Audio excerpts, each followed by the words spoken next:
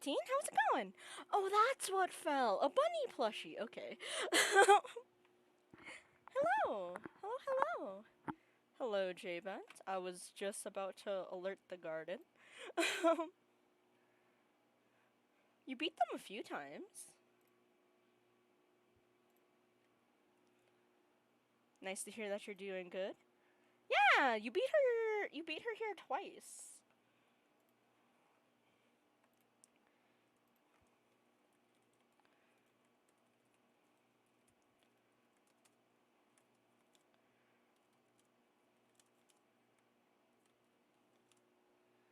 Two out of 40.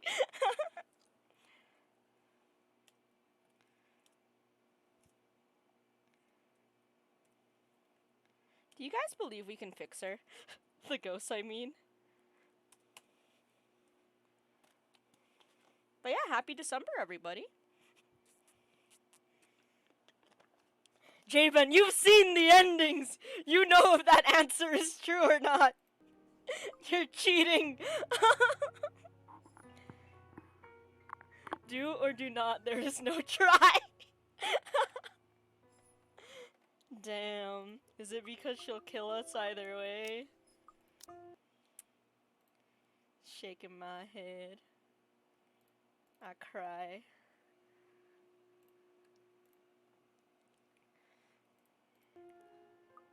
But yeah, we were talking to Ash last time. Okay, so we're gonna make it so that Rebecca no longer just blindly agrees with Ash. Which is why I have the title the way it is. Something odd has been happening around me, and that letter she picked up is at the heart of this. The game doesn't have a we can fix her ending, but if we believe hard enough. Can you imagine? Years later? Or like at the...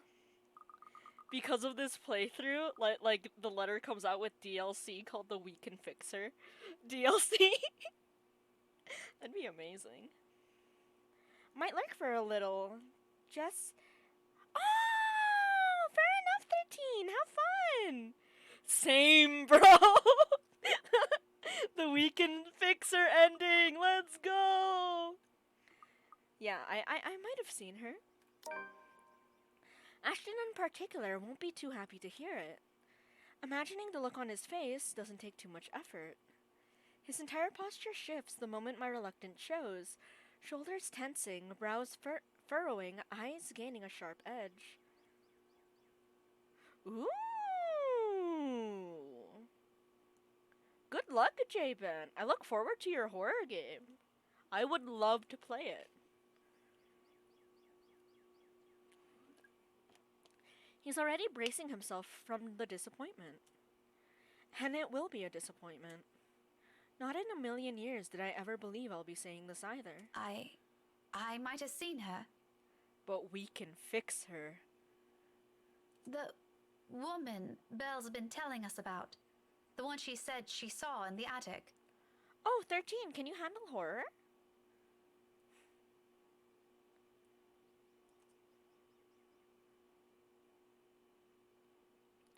Both of them stare at me like I've grown an extra head. And for a few moments, Ashton looks as if he's about to have a fit. Oh, I wish you the best of luck then. A pause treads at its heel later, a silence thick enough one can almost hear a pin drop. You're kidding, right? No, we can fix her. It's fine.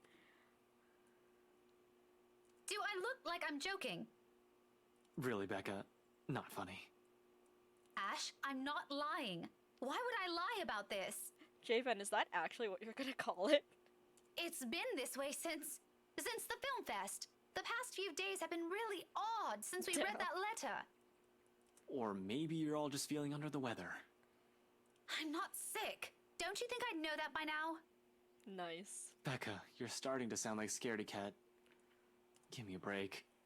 Why don't you? I'm sorry. I'm so sorry, you two. Isabella's voice cuts sharply through the conversation, abruptly putting an end to the brewing argument. It's all my fault. I wanted to name it It Follows, but that name was taken, so I wouldn't be surprised if there's a bunch of games called It Follows. Bro, there's a movie called It Follows. Oh, thank you for the water, 13. This is all my fault. It ain't your fault, Isabella. I was only hoping I could fix this before any of you. I'm sorry for dragging you all into this. She breathes in, deep, steadying, and in that moment something falls behind her eyes as she looks away. I'll fix this. I promise. A quiet resolve. The same one I saw in her that night from 3 days ago. But this time it burns brighter. Even Ashton wavers at the sight when she looks at him straight in the eyes, gaze unflinching. Gradually, his grip on her wrist loosens. Belle, there's nothing to fix. The problem is... Just this once, Ash. Her voice, though, small and lacking any force, stops him. Along with it, every sound, every noise dies around us, a hush descending as if the world is waiting for her words. You don't have to come with me. But if I don't do anything, I am going to regret it. She lays a hand atop of his. Gentle, pleading, almost intimate, if one does not consider the circumstances we found ourselves in. Please. Ashton will never tell a soul, will never admit it, even to himself, but it is in that short second that his own resolve breaks. The moment the hard edge in his eye softens, and he relinquishes his hold on her, letting his hand fall limply to his side. Wordlessly, Isabella steps back and runs off, leaving only a muttered thanks and a small lackluster smile. Why do you want Ashton to be injured?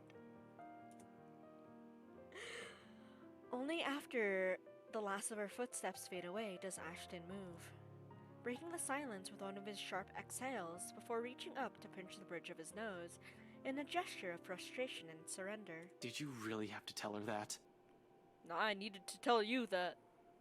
I'm doing this for myself because unfortunately Luke is correct and I don't want Rebecca just to keep agreeing with you for the sake of agreeing with you. What do you want to hear from me then? That everything's fine? Yes. No, I want all of you to stop putting these ideas in her head. None of it is helping. Take your time, J-Ben. Never mind. Don't worry about her. I'll bring her back here. He's already poised to leave when my own instinct takes over. I reach for him, gripping his elbow with the same unyielding grip, the action prompted by voices whispering at the back of my mind. He's already made it clear he's not going to believe me, but he deserves a word of caution. Who knows where all of this will take us, how all of this will end. He shouldn't be caught off guard, beliefs notwithstanding. Ash, I know you don't believe in those things she's saying. And you know me. I'm less inclined to believe in those things as you do. But I've seen something. We can fix her, it's fine. There's something strange going on here. You don't have to buy it. If you don't want to listen to me, fine. But please, try to hear her out.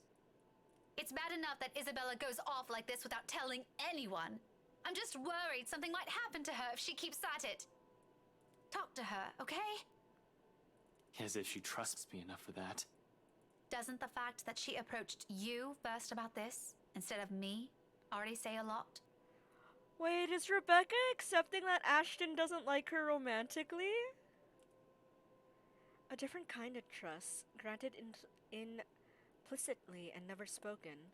Sometimes too big, too fragile to last. He falls silent for a long moment as he turns it over in his mind. In the end, all he manages to offer is a small nod before he departs, and a promise to at least listen to her, without the teasing or the jibes. A favor for me, and the least he could do for her. This is as much as I can do for him, as well until I've understood what's happening myself. Tonight, hopefully, where this all started will provide the answers I'm looking for. Okay, so we're gonna head off to the party. Except the whole thing's off to a bad start, and all of a sudden, whatever Isabella claims dwelling in this mansion becomes the least of my concerns. Of all the cabbies in Luxembourg, I have to chance upon the superstitious one. Still not as bad as finding out your car starter refuses to crank on when it was still working this morning, yes. But it's equally as frustrating when you're forced to walk the rest of the way. All because the driver got spooked. Isabella and him will get along so well. I do get his reasons, after all. I've had my fair taste of the bizarre lately. All of which might have been brought upon that letter Isabella found here. But you'd think he'd at least be charitable enough to take me at least a little closer to the house itself. Not at a distance 15 minutes away from it by foot. Wow, he's giving the house a wide berth. Good thing I'm not wearing anything too formal or constricting. Otherwise, that short walk would have likely put me in a bad mood, long before I have to suffer in a room full of strangers tonight. Although, this soon provides to be a problem the second the driveway comes into view, and I near the entrance. Severely underdressed is a total understatement to describe how I look. Cars worth more than my own apartment and childhood home combined line the mansion's front yard. Men and women, decked out in their best, also flock near the entrance, more eager for the festivities to start, while some are simply idling about, enjoying the warm afternoon sun before it sets. But once the woman standing at the front porch speaks, their undivided attention immediately shifts to her.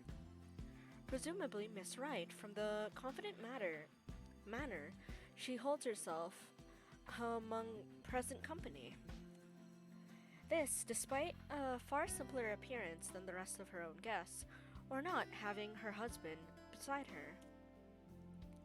A trait worthy of utmost admiration at best.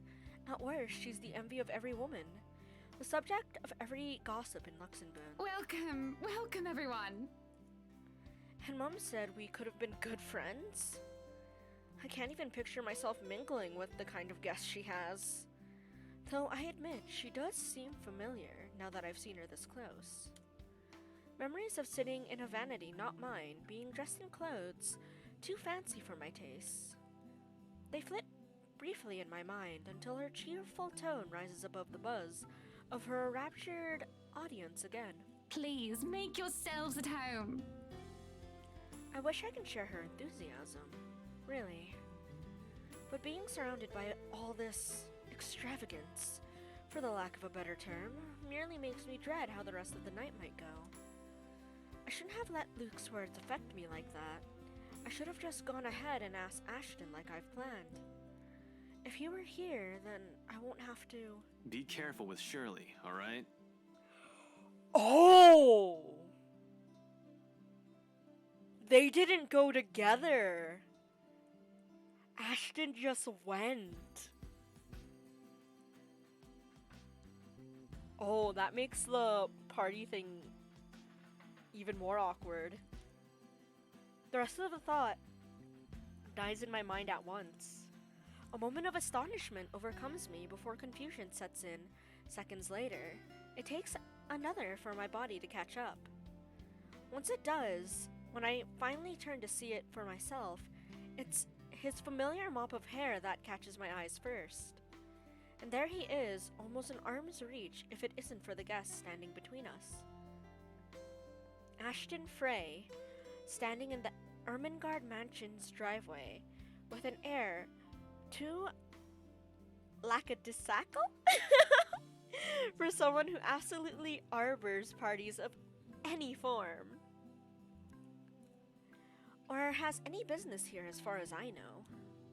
The picture it forms is too bizarre for me, that my mouth speaks out ahead of any coherent thought. Ashton?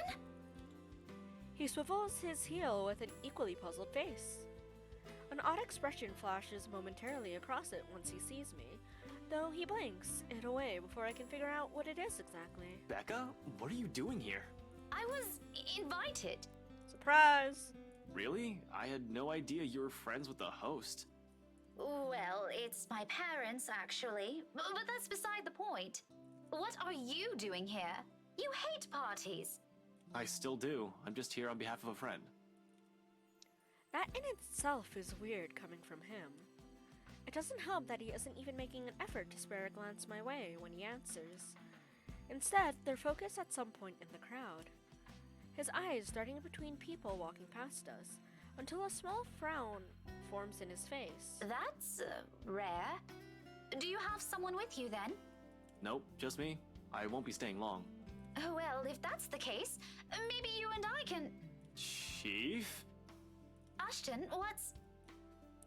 Unexpectedly, he places a hand on my shoulder, stopping me mid-sentence. He still has that distracted look on him, except this time, his eyes are sharper, as if he has found what or who he's been searching for among the throng of partygoers earlier. Sorry, Becca. I need to... There's something I need to check for a bit. I'll talk to you later. Do you have a ride home? No, I had to take a cab here.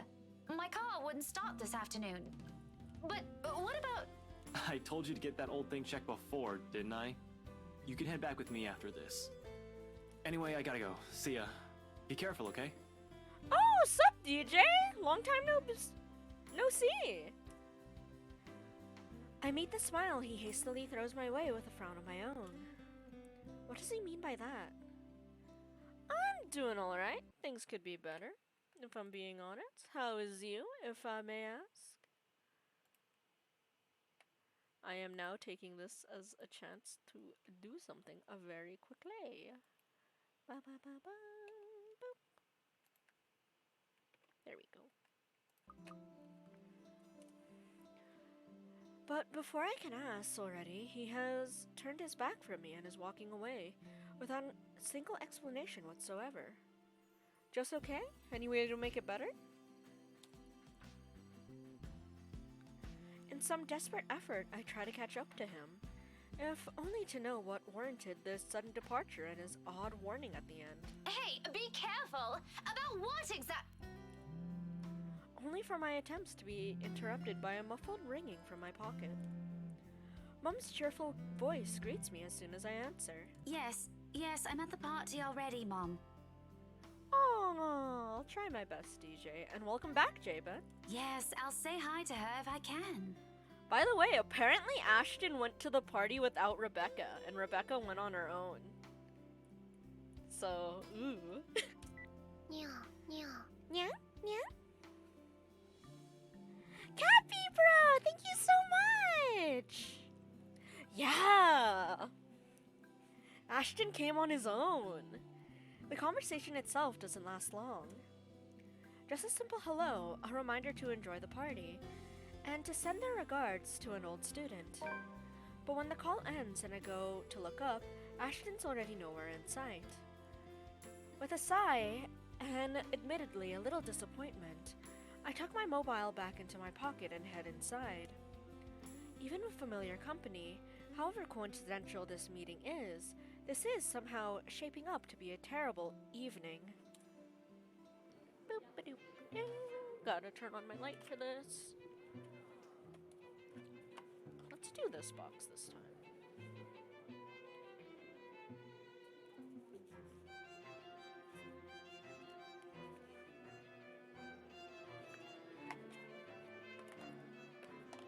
Let's go for an older box. Ooh!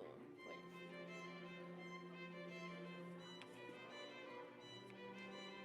Sometimes your heart needs more time to accept what your mind already knows. I feel like that applies to Becca.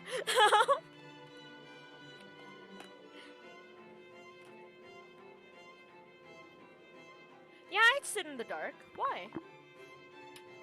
It's better ambience that way. Especially when playing horror games. The party hits full swing an hour later. With the hostess opening remarks given, still no sign of her husband, the poor woman, and the guests promptly fed, the band shifts the melody up to a livelier tune. Indeed! Soon, laughter and the rhythmic tapping of shoes fills the room, all in accordance to the lifting strains of music. It seems fun, I admit. Fascinating at certain moments, the flurry of dancers making the music their own, almost with no care in the world. Oh, but that game is so short. That's the problem. But yeah, that's an escape room type game, ain't it? Yeah. It's like a 10-minute horror experience if I'm remembering correctly. If I weren't so indisposed, I'd have joined the crowd for a song or two. There isn't a lack of invitations anyway. Plenty of them, in fact, with some asking more than once. That's true. It's only my stubborn refusal that prevents me from joining them. Ah, that's fair. And I can. A single nod is all it'll take, and the evening would have been far enjoyable for me. But my pride and my own silly hopes, the thought of being seen with one of them by him, curbs that, as much as I hate to admit it.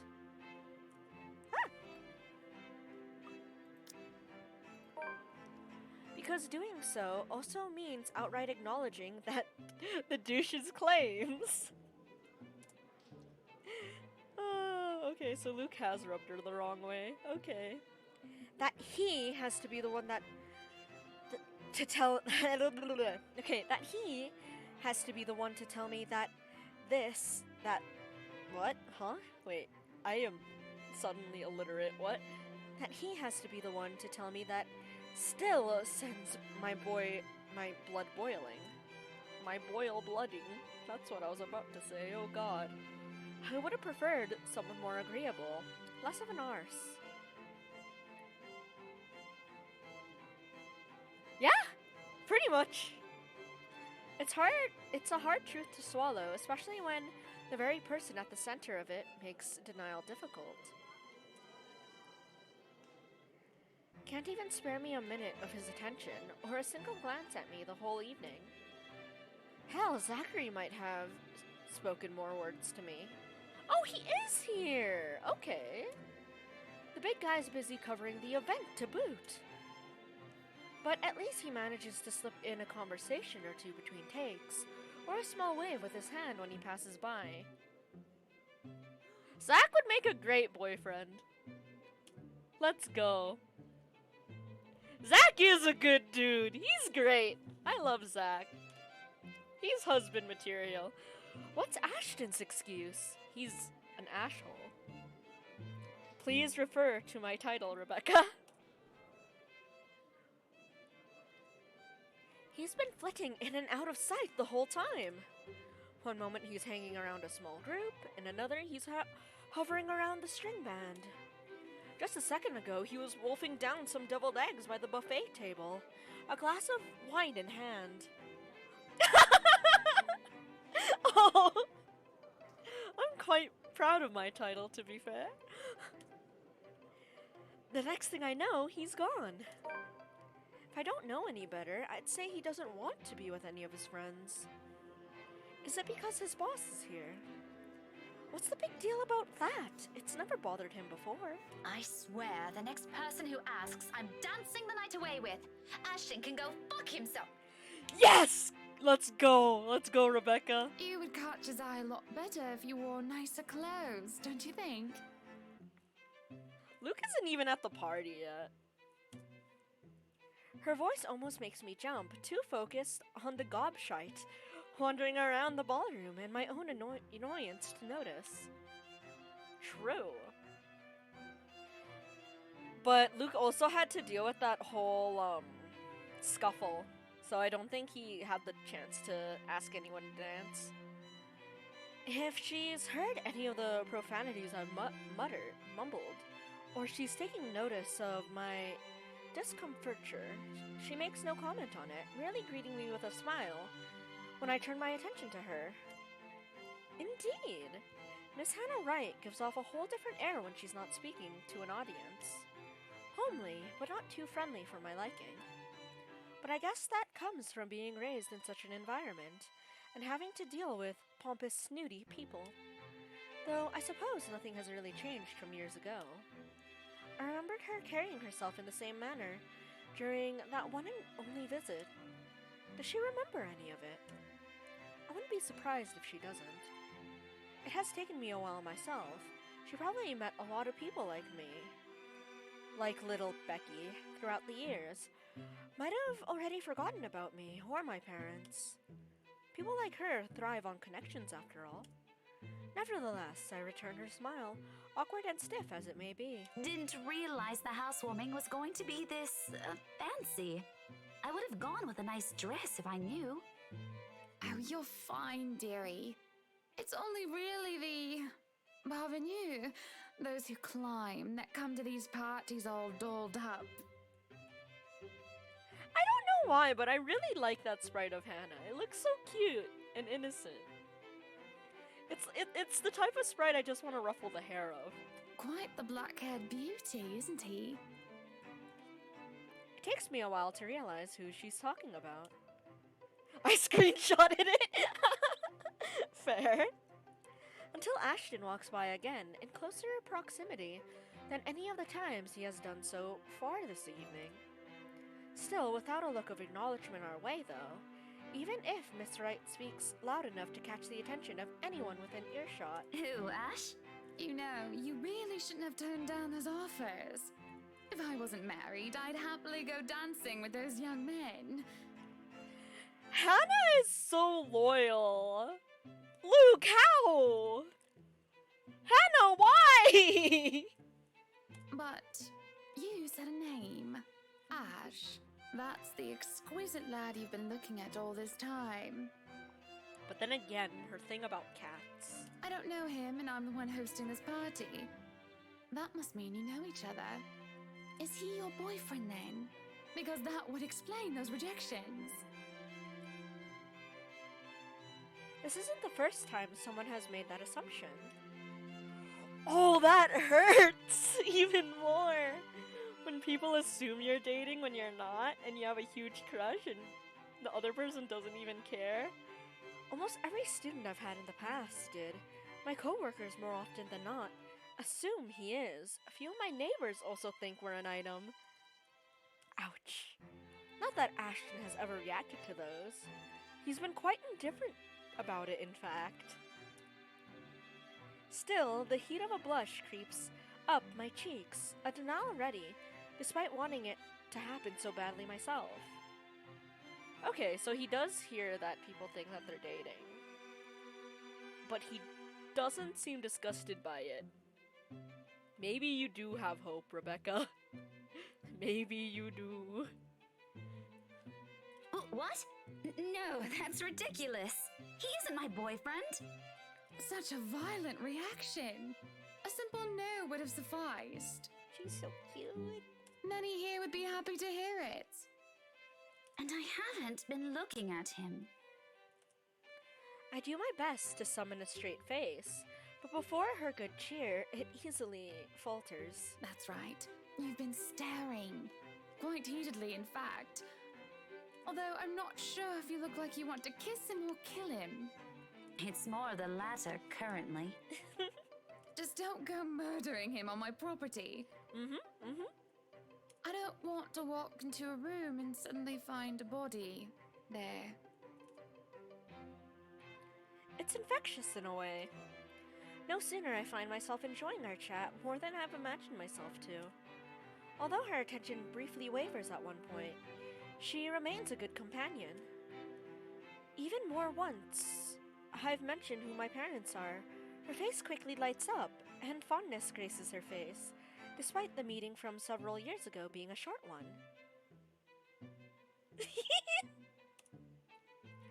But of course, there are some things we can't really avoid talking about. After all, it's one of the few things I remember her asking me, the moment she spotted the little Becky in the room. Oh man, can you imagine if I chose the route where we killed off Marianne? You'd find a dead body in the wine cellar. Do you have a boyfriend? In retrospect, it's an odd thing to talk about as children. When there were loads we could have started with. Hello, Phantom! How are you? Yes, oh, I remember you. You were the cutest little thing with glasses. I want to see Rebecca with glasses.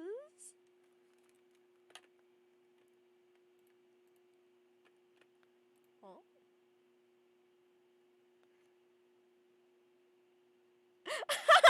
Javen, I love how you cropped me out of the screenshot. Yeah, of course. I thought it was me, myself, and I, though. Dang, what happened to your other selves, Phantom? What happened to your other selves? Oh, no! The boy! Here's the boy. Oh, Jake looks angry. No! They croaked? Why? But yeah. Phantom, this is for you. It's nighttime in a kitchen just like yours. All is quiet. Or is it? The North American house hippo is found throughout Canada and the eastern United States. House hippos are very timid creatures and are rarely seen, but will defend their territory if provoked. They come out at night and search for food, water, and material for their nests. The favorite foods of the house hippos are chips, raisins, and crumbs from peanut butter on toast. They build their nests in bedroom closets using lost mittens, dryer lint, and bits of string. The nests have to be very soft and warm, since house hippos sleep about 16 hours a day. Hello, Ellie! It has been so long! How is you?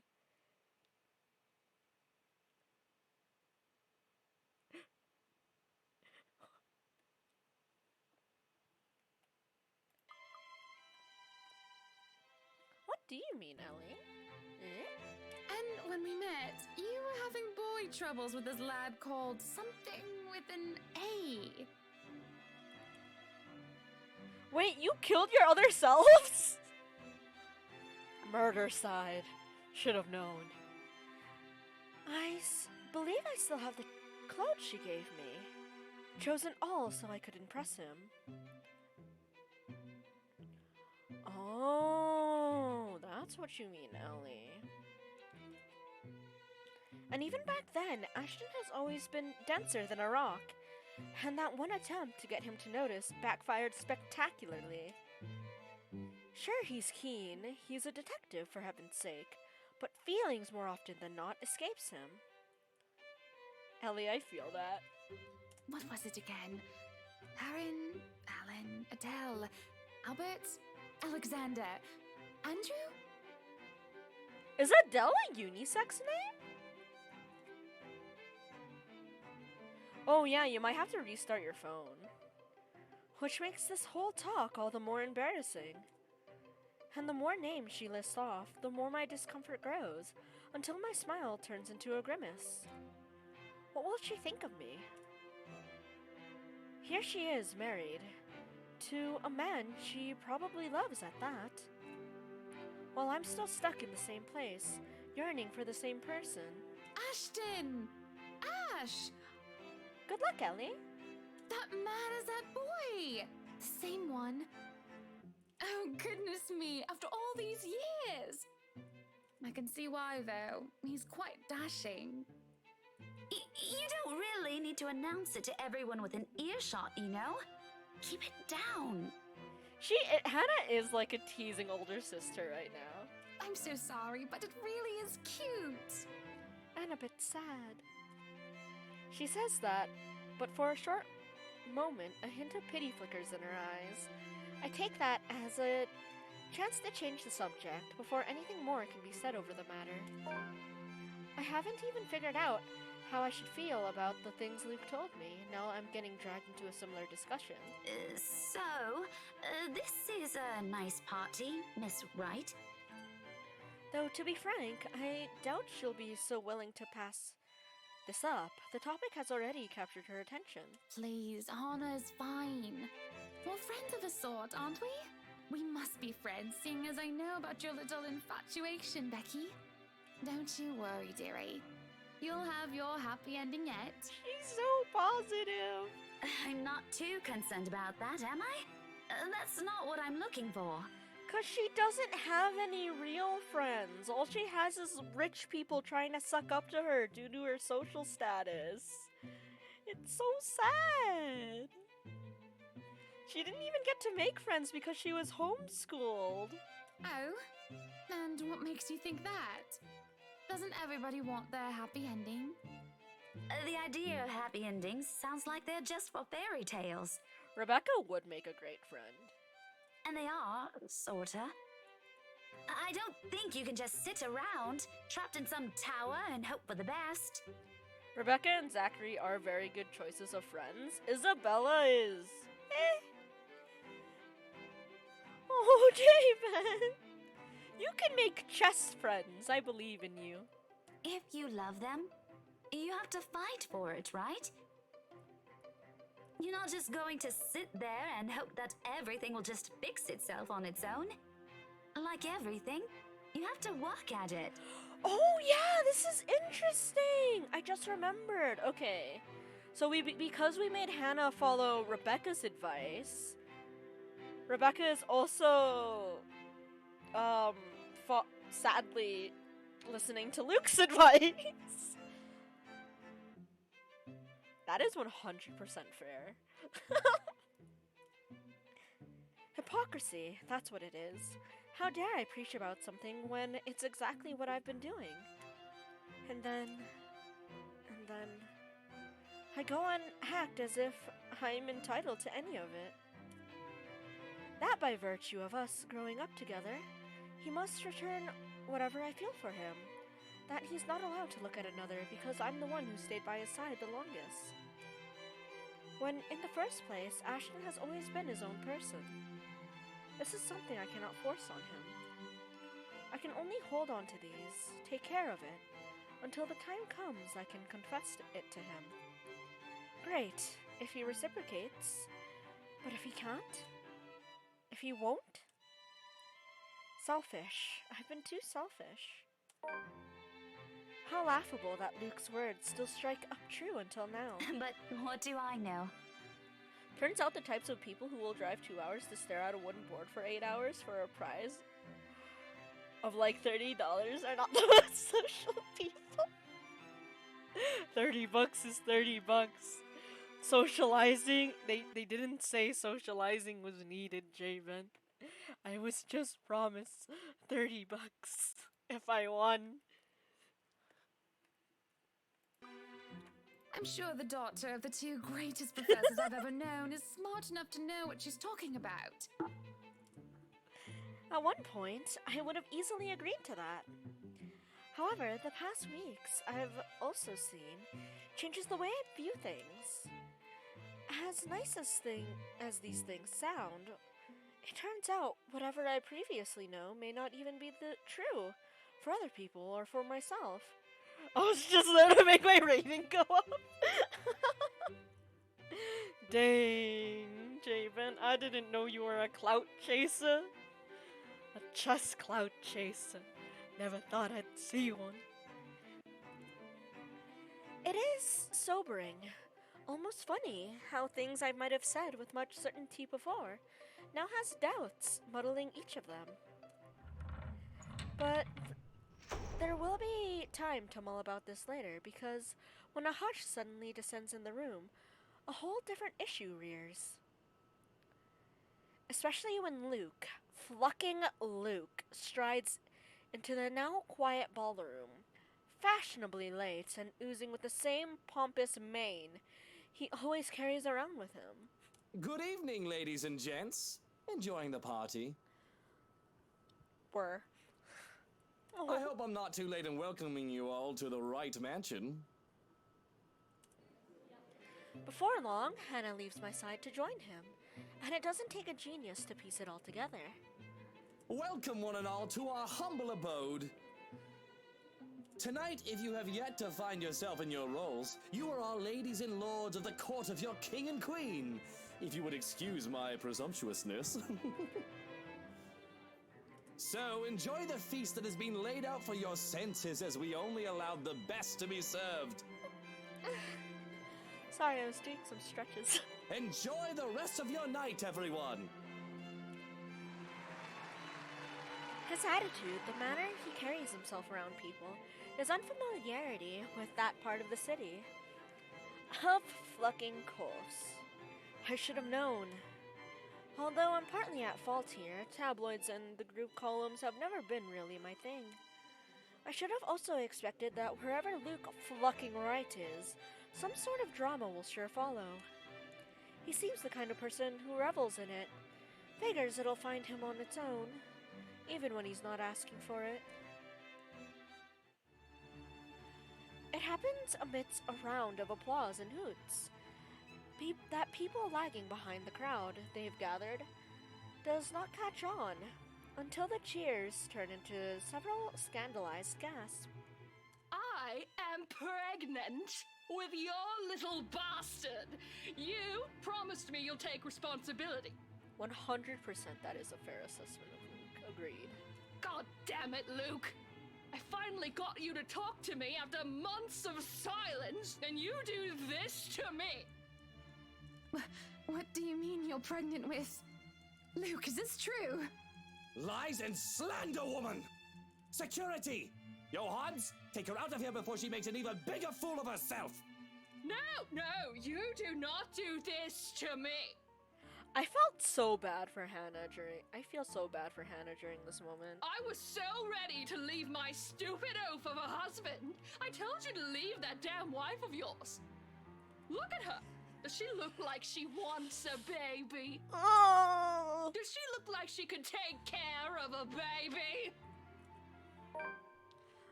Oh, wait, no, she's totally right. She's definitely more of a twins girl. Definitely. She's more than capable of handling twins. Triplets, even.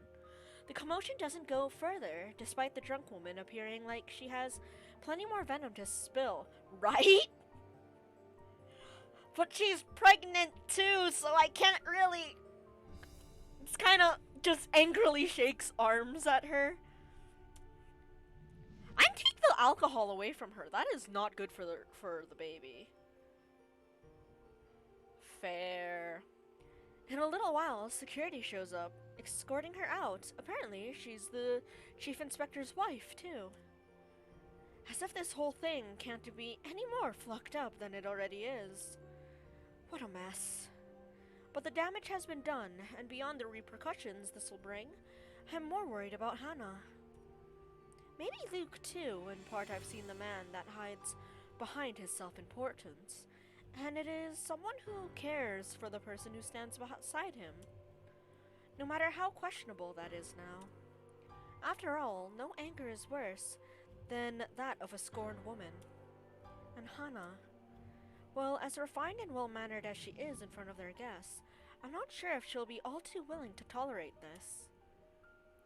Her party, her home, her husband, and that woman has just dared to walk over it. It's in her eyes when she turns to her, the face of someone who demands to be given the same respect she has long deserved. You are no longer welcome in any of our estates, our properties, and our businesses. And we will no longer patronize yours. Now, escort the girl and make sure she isn't standing even an inch within our grounds. Hannah's outrage is a strange sight to witness after those smiles and the grace she has carried herself through the entirety of the party. I like that everything is plural, so they have a lot. Yeah, they do! Like this, her eyes burning bright with fury, I don't doubt that she can do so much more. Ruin the scandalous woman if need be. Shaming her is already an act of mercy, generous enough coming from her. You won't show your face to me ever again if you know what is good for you, Rochelle. Oh wait, I just realized, do you know what hurts even more? Rochelle is one of the people Hannah considered a friend. And then this happens. Take her away. Oof. No one protests, not even the subject of her ire, as she is forcibly dragged out. Even the smile on Luke's face wavers when she eventually turns to him and pulls him out of the room for a talk of their own. Yeah, her not almost friend. She considered Rochelle a friend. Like she'd constantly invite her to parties and seek her out for companionship, and then she does this. Oof. For a brief moment, there's a concerted effort between those left in the hall. A short second of tense silence while struggle to figure out what to do with themselves. But true to the kind of talk these situations attract, it doesn't last too long. Soon, chatter explodes throughout the whole ballroom. Worried murmurs, clicking of tongues, and inappropriate gossip filters through the thick tension in the room. Most of them haven't even left the premises, and they're already talking about it. Tomorrow it'll be on the news for sure, in every local broadsheet and tabloid in Luxembourg. I couldn't care less about any of it. Simply thinking about this gives me a headache. It's all you're good for. Hannah's telling him that he's gonna be a father, okay? He's having a panic attack right now. When the shock has faded, I just feel bone tired. I've accomplished nothing of what I've come here for, and apparently Ashton has disappeared sometime during the commotion. I'm not sure what pisses me off more. That he ignored me the whole evening and might have just left without saying anything, or that knowing he obviously has some other motive for being here. Can't he at least trust his own friends for that? He didn't have to hide it from me. The only relief to be had in this, perhaps, is Zachary, comforting smile when he approaches. He appears as disturbed when he stands beside me, fiddling with the buttons on his camera, even though the device is off. Eventful night, huh? Oh. You can say that again. It was awful. He pauses for a moment, stares at me intently. Then he laughs, a tired one, but filled with humor, in spite of what we've witnessed. Let me guess. Ashton. Oh, what makes you think he's my problem? Just a hunch. And, it's all in your face, actually. Why does he have to? I don't understand that man anymore. Did you ever? Let's be real. Like I always say, you should just... Oh, you can bet your ass we're going to have a very long talk. You sound like his mother. I'm not letting him off easy this time. Yeah. I'm sure he has a good reason. He won't say it, but he likes being around us. Heck, we're probably the only people he likes. He ain't gonna ruin that for something stupid. He can be dense, but he ain't dumb.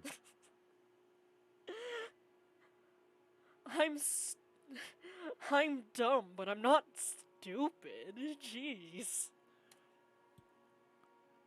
That's exactly what I've been telling people, isn't it? We'll see about that. I just want to go home. Are you done here? Nah, sorry. I can't until the party ends. It's all right. I'll just take a cab or something. I'll see you later, Zachary. Before removing myself from the room, I lay a comforting hand on his arm. He'll need it among these people. And then I am gone, more than ready to end the disastrous night as early as possible. As it turns out, the night isn't done with me yet. Because no sooner has the porter closed the door behind me, I find myself standing alone in the foyer with one Luke Wright. Oh, okay.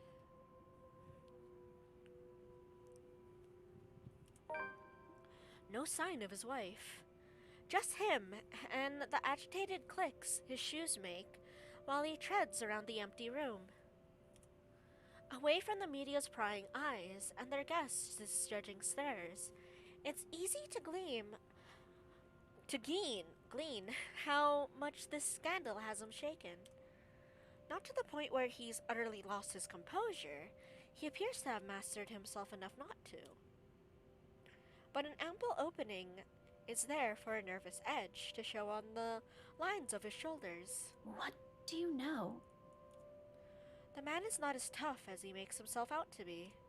Sure, I've seen this before, briefly in that 1 second in the hallway at school. It's a strange matter, however, to witness this out in the open. Behind closed doors, this is the real Luke Wright. Though maybe that's because he hasn't noticed my presence yet, busy as he is with his thinking.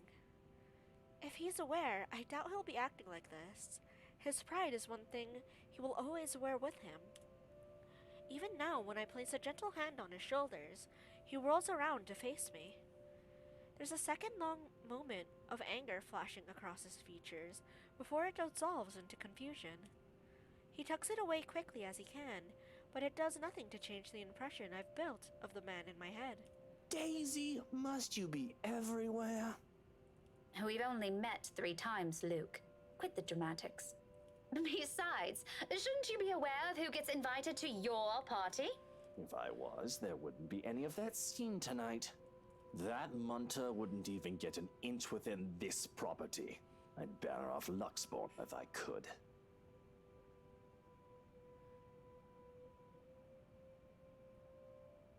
I mean, I guess it could be like on the back, like on his shoulder blades. All the better to smack Ashton with. He probably pawns everything off to their servants and Hannah. Pompous, elitish douche. Did you just come out here to lecture me about it? Because, Daisy, I've had enough of it for one night. I don't need to hear another one. You are a very unpleasant man. So I've been told. Will that be all? If so, I suggest you go back and join every bloody goss in that room. Not everything. As unpleasant and frustrating talking with this man is, he deserves the benefit of the doubt at least. The questions and criticisms aren't lacking, of course.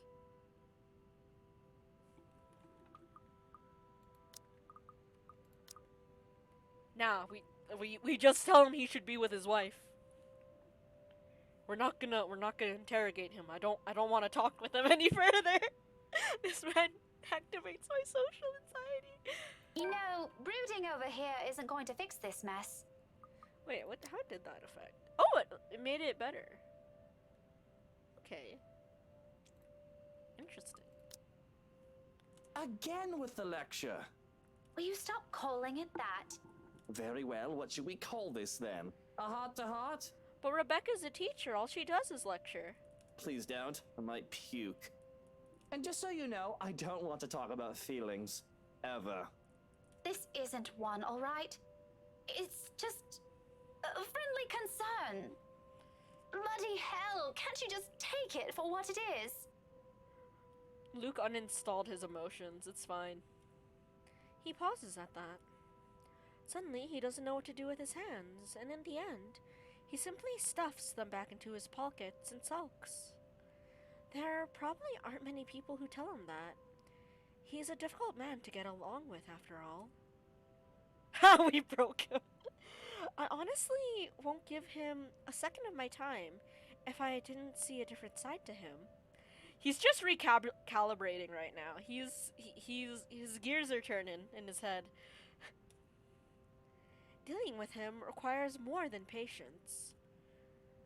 When the awkwardness passes, mostly coming from him, he merely glances my way.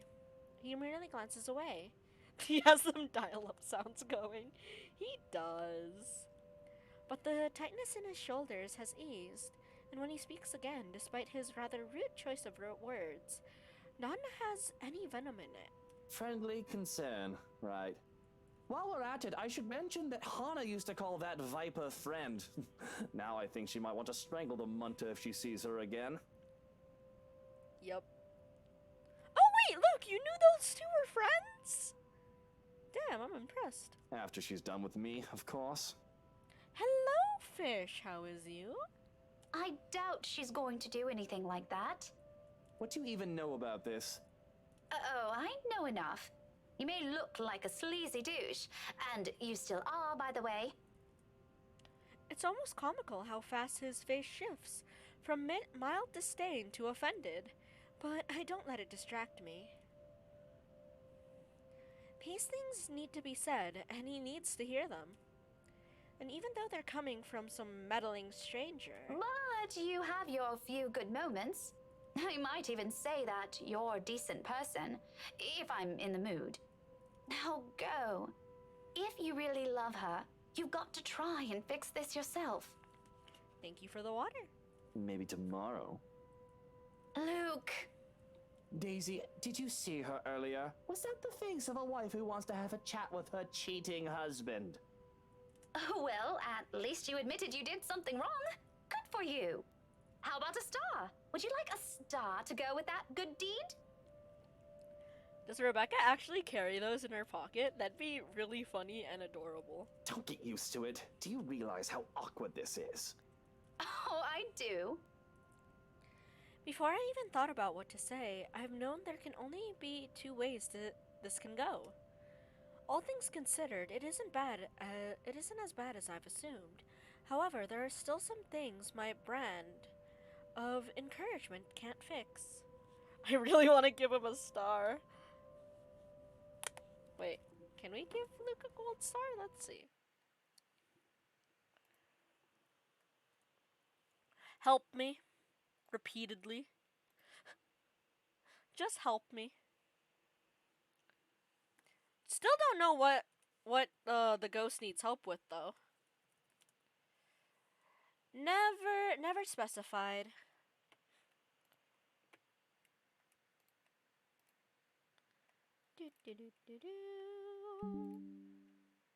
I'm just preparing Luke's star.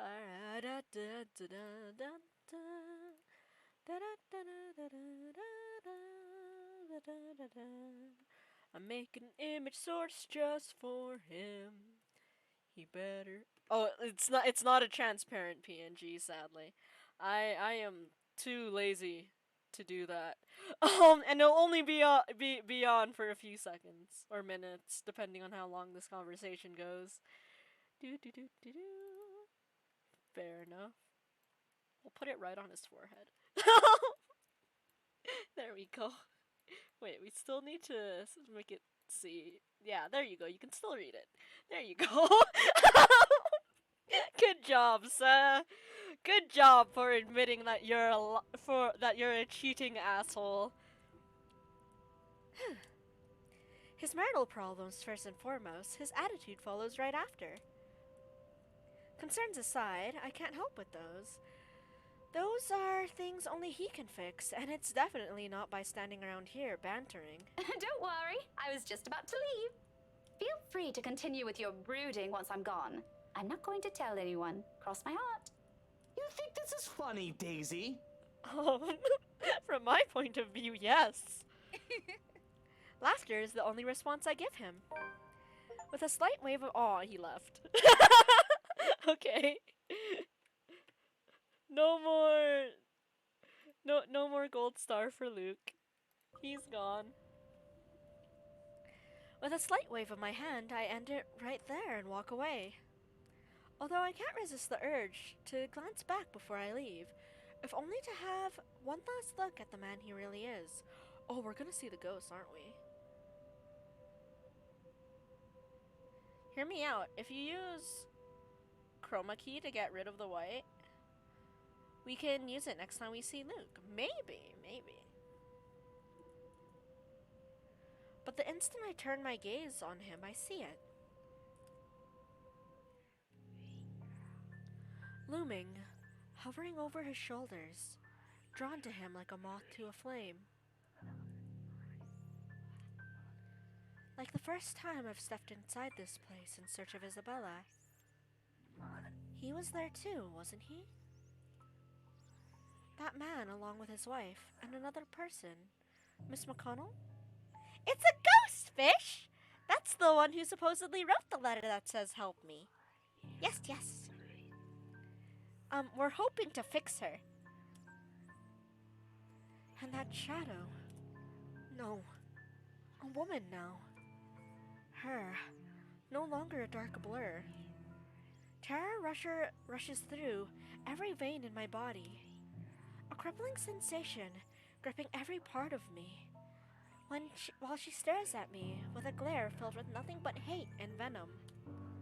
It's like staring at the eyes of a woman I've unknowingly robbed of something precious. I try to say something, a warning, but before I can gather my wits and voice it out, someone shuts the door behind me, as if to keep the outsiders away from the secrets this mansion possesses. The rush of fresh air against my cheeks does little to dampen the chill in my bones. Did I interpret the word happy that wrong until now? That's just what J-Bent calls happy. By now, the sensation, the fear and disquiet, it leaves whenever I see her. It is familiar enough for me already. It has made home in my nerves. I don't even notice my trembling hands until I cross my arms across my chest. The cold from the tips of my fingers seeps through the thick material of my shirt. Neither of it helps bring together some semblance of coherent thought in my head. But I know I should. Someone has to tell that douche. I start walking back before fear can cripple me again. It's not wise. Returning, that is, especially after what happened. But Hana's still an old friend, and Luke? Luke doesn't deserve whatever misfortune that letter might bring. I can't just leave those two in there. Isabella's right. She's real, and there's something she wants from everyone who reads that. Becca, where'd you go off to? If you're done here, let's go. I'll get you back to the city. My mistake. The second its voice cuts through the crisp night air is that I've allowed my annoyance to get the better of me. Fuming, purpose forgotten, I whirl around and march towards him. One accusation after another piles up on the tip of my tongue, ready to be hurled at any moment. There's no hesitation holding me back when I fling it at him. That straight face he keeps as I do so doesn't help temper my anger either. It only makes me want to slap some more sense into him. Shouldn't I be the one asking you that? Becca, I've been waiting here the whole time. I told you I hate parties like... And before that, where have you been the entire evening?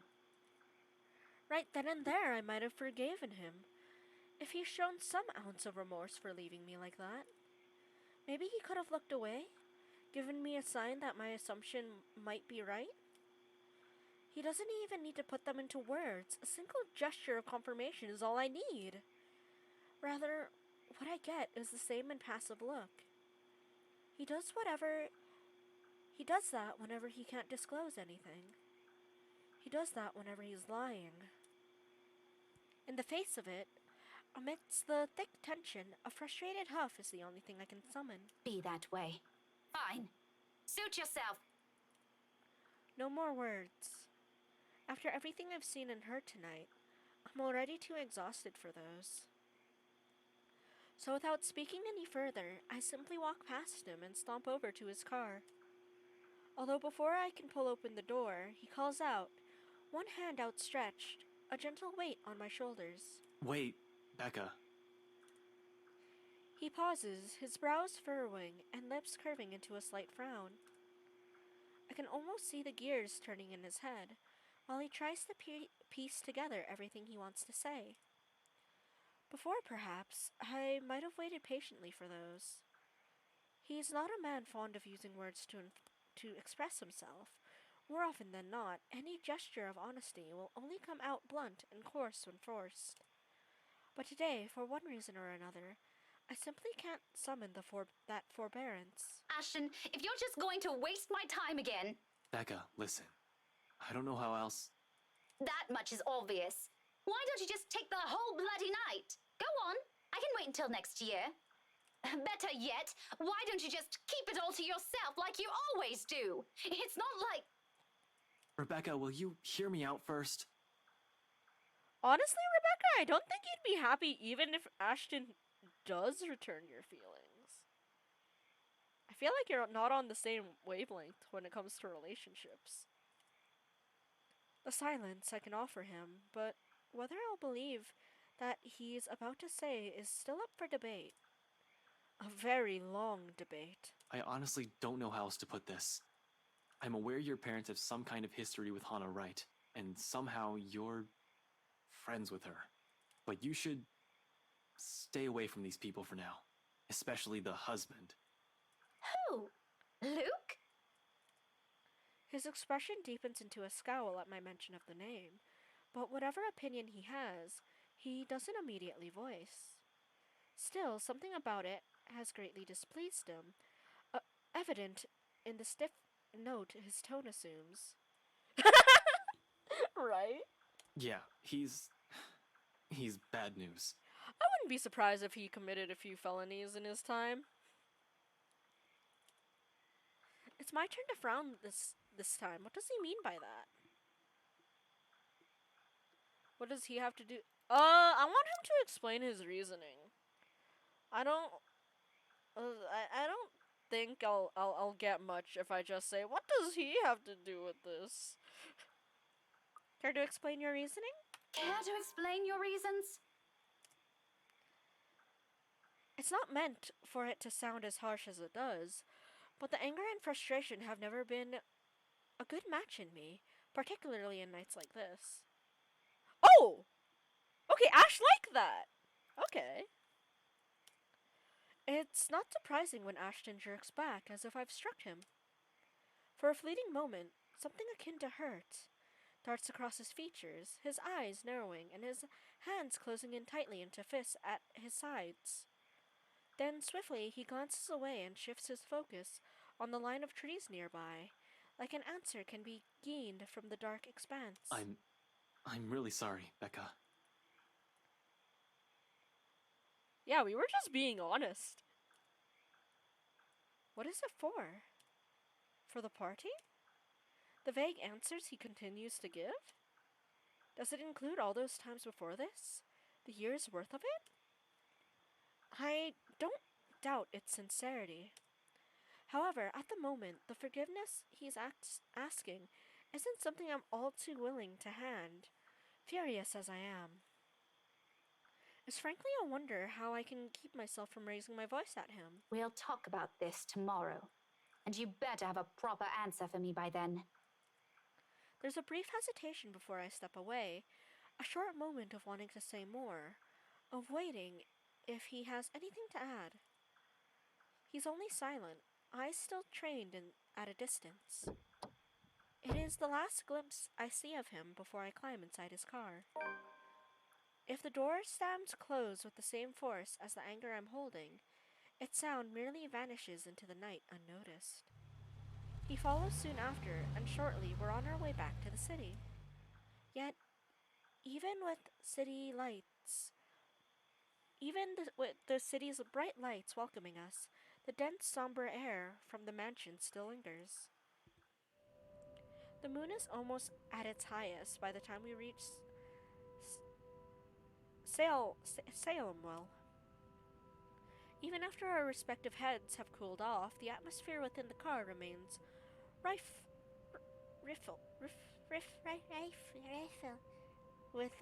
rifle with unspoken tension. This isn't a problem so easily fixed with a few handshakes. Quite frankly, I don't know what will. Ashton himself has no idea what to do when he alights and waddles awkwardly in the middle of the car park, unsure. It almost seems like he's having an internal debate, whether he should say goodbye or mutter another apology. I could have driven him away purely out of spite, but the second I've gotten off... Still, old habits die hard. It's late, and Ashton's flat is on the other side of the city. Irritation still might rear its head every time I look at him right now, but I'm not too cruel to put him up on another long drive, especially when he appears as if he hasn't gotten any rest. You can borrow the couch. I throw the keys to my flat his way, before a protest forms on his lips. Although he catches it with ease, he eyes it with a weary expression and shoots a puzzled glance my way. You haven't been forgiven. We're still going to have that talk, believe me.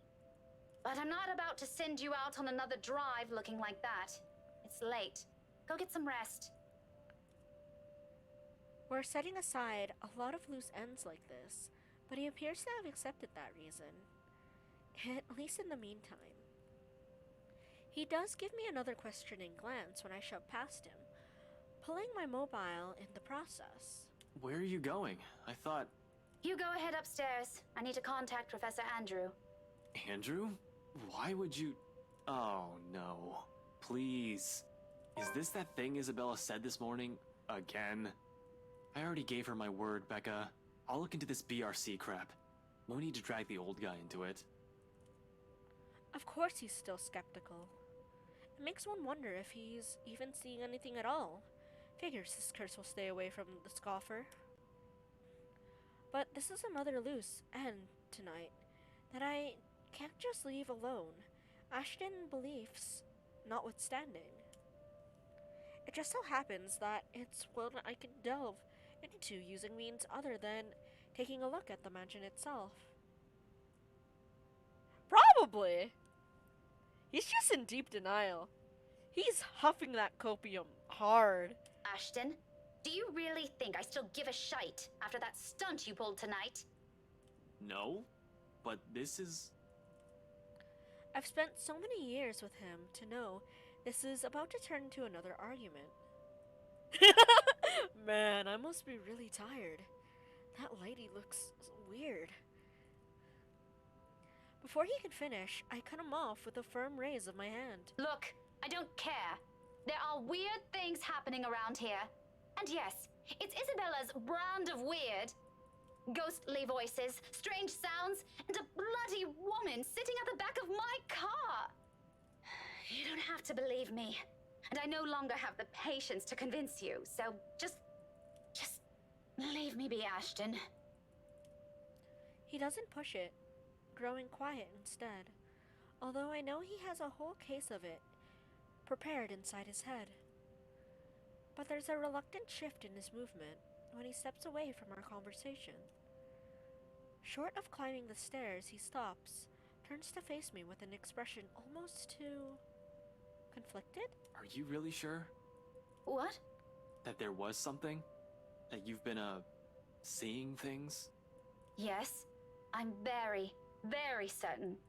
Now go. And you better not break anything in there. The last time I let you stay over, it was that statuette Belle gave me. You haven't even replaced that one. Even Ashton has to admit, 2 people seeing stuff is weird. Technically 3, because even Zach has admitted to saying that he's seen stuff. The last of my reprimand goes both unheard and unanswered as he disappears behind the stairs. If things aren't as strained, he might have a quip or two about that, followed by a light banter. Instead, for a long moment, I am left staring after him. There's something in the way he asked it that nags. Coupled with his expression, the whole exchange just feels unsettling. One that doesn't fade, even as I gather my thoughts and shift my focus on another, even as I dial Professor Andrew's number. And that is when it clicks. During the long wait for the professor, one stray thought emerges from the unease. Ashton has not intended for his question to be a jibe. It's concern. For what, though? For my well-being? The letter's curse? The woman I mentioned? The answers for those will have to wait, however. Finally, the call connects, and Professor Andrew's voice echoes from the receiver. Professor Andrew? Rebecca? It's late. What can I do for you? Not gonna lie, Professor Andrew, I thought the ghost was gonna pick up. I know, I'm sorry, but this is a bit urgent. After all, this is a more pressing matter. Our lives might be at stake, and we're still in the dark. Actually, I was wondering if I could ask you to do me a favor.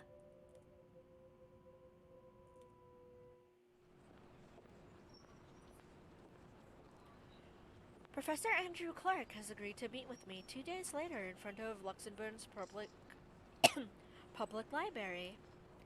He has other commitments, but being a longtime family friend has its perks.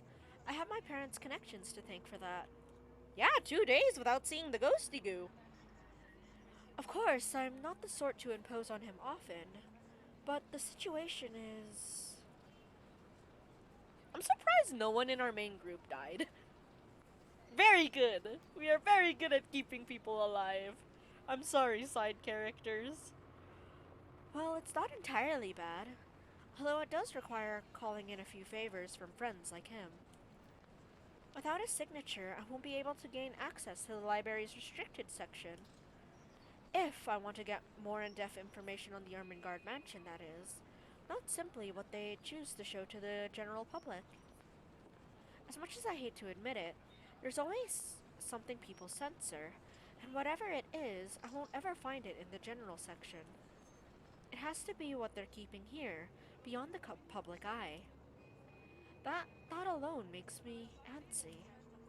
Thankfully, I don't have to brood over it. The wait for the professor doesn't last long. He never did enjoy making people wait. Likewise, he dislikes people who are tardy. He arrives 5 minutes after I do, greeting me with that kind smile and casual wave of his hand. I haven't seen him in so long, but it appears he hasn't changed much. His familiar presence alone is enough for a fond smile to spread across my face. Professor Andrew. Rebecca, didn't I say long ago you can drop the professor? You know I can't possibly do that. Even if I can, it feels disrespectful to call you by your name alone. Both you and Ashton never listen to this old man. Kids these days.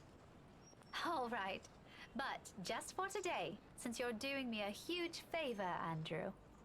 I guess you simply can't have it all, even at this old age.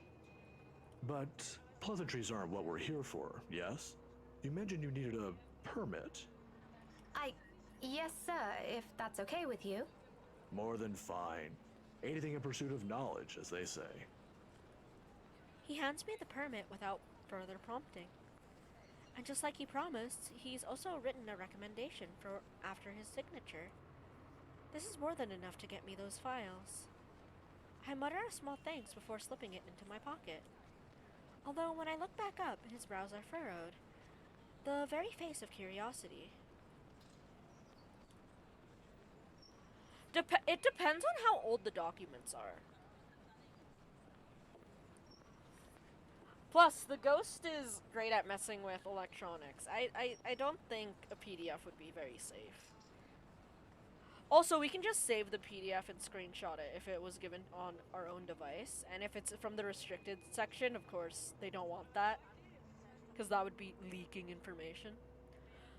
Not surprising considering how vague I've been during our little talk over the phone.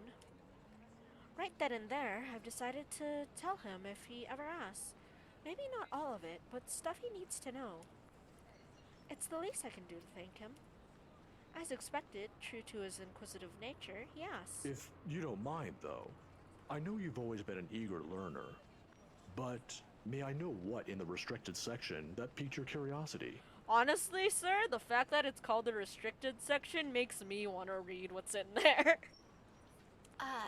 It's the Ermengarde mansion, sir. He's quick to raise an eyebrow at that, and for a while, I fear he'll take the slip of paper back. Is there something in what I said? The ones they have out in the general isn't enough? I'm, hoping for a more in-depth read, sir. More about the history and the people who once lived there. The general section doesn't have anything much on that. Oh, I see. Well, you certainly aren't the first one to be enamored with that place. It doesn't shock me. The architecture is admirable, and the urban legends are something to talk about. I think enamored might be a little too much to describe our interest in it. But I have to agree.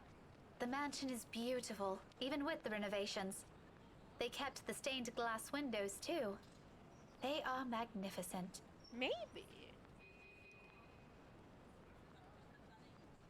I think he was the psychiatrist friend we could have went with instead of the exorcist. Well, instead of the priest. Oh, you've seen it. I was there for a few hours to attend a housewarming party. The invitation was for my parents, but they couldn't make it. My mum used to work as a private tutor for the Evans. Hannah Wright? Ah, I know of her. Her husband, too. Who doesn't? No, the priest is still alive. He's just traumatized. Forever. Luxborn's most popular couple. Something falls behind his eyes, the warmth in them suddenly gone, like he's reliving a painful, distant memory and seeing it play right in front of him. It disappears almost as soon as it surfaces, but that look has unsettled something in me. Is something the matter? Nothing much. But you know, you're already like a daughter to me. So if you could, do be careful with the friends you make. Damn, even Professor Andrews saying don't be friends with that Luke boy.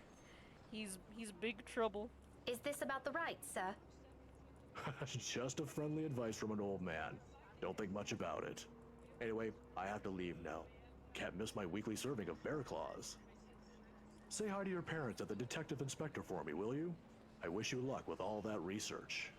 I will. Thanks for this, Andrew. Andrew gives my shoulder a light squeeze. The gesture a younger me has always appreciated, and quickly crosses the street after. I watch him until he disappears behind the door to a cafe, until the doubt swimming inside my head finds a moment to rest. Whatever his business is with the rights isn't anything I should concern myself about. But somehow, in the grand scheme of things now, all of it feels oddly relevant. The how, though, I've yet to find out. And I'm hoping the library will give me the answers I want this time. On a gloomy Sunday morning, the library is especially empty. The second floor in particular. I've always considered this place to be a sanctuary, a respite away from the hubbub of the city. As a child, I grew up reading books here, spending hours here to no end, poring over the pages, living out fantasies in my head until my parents called me home.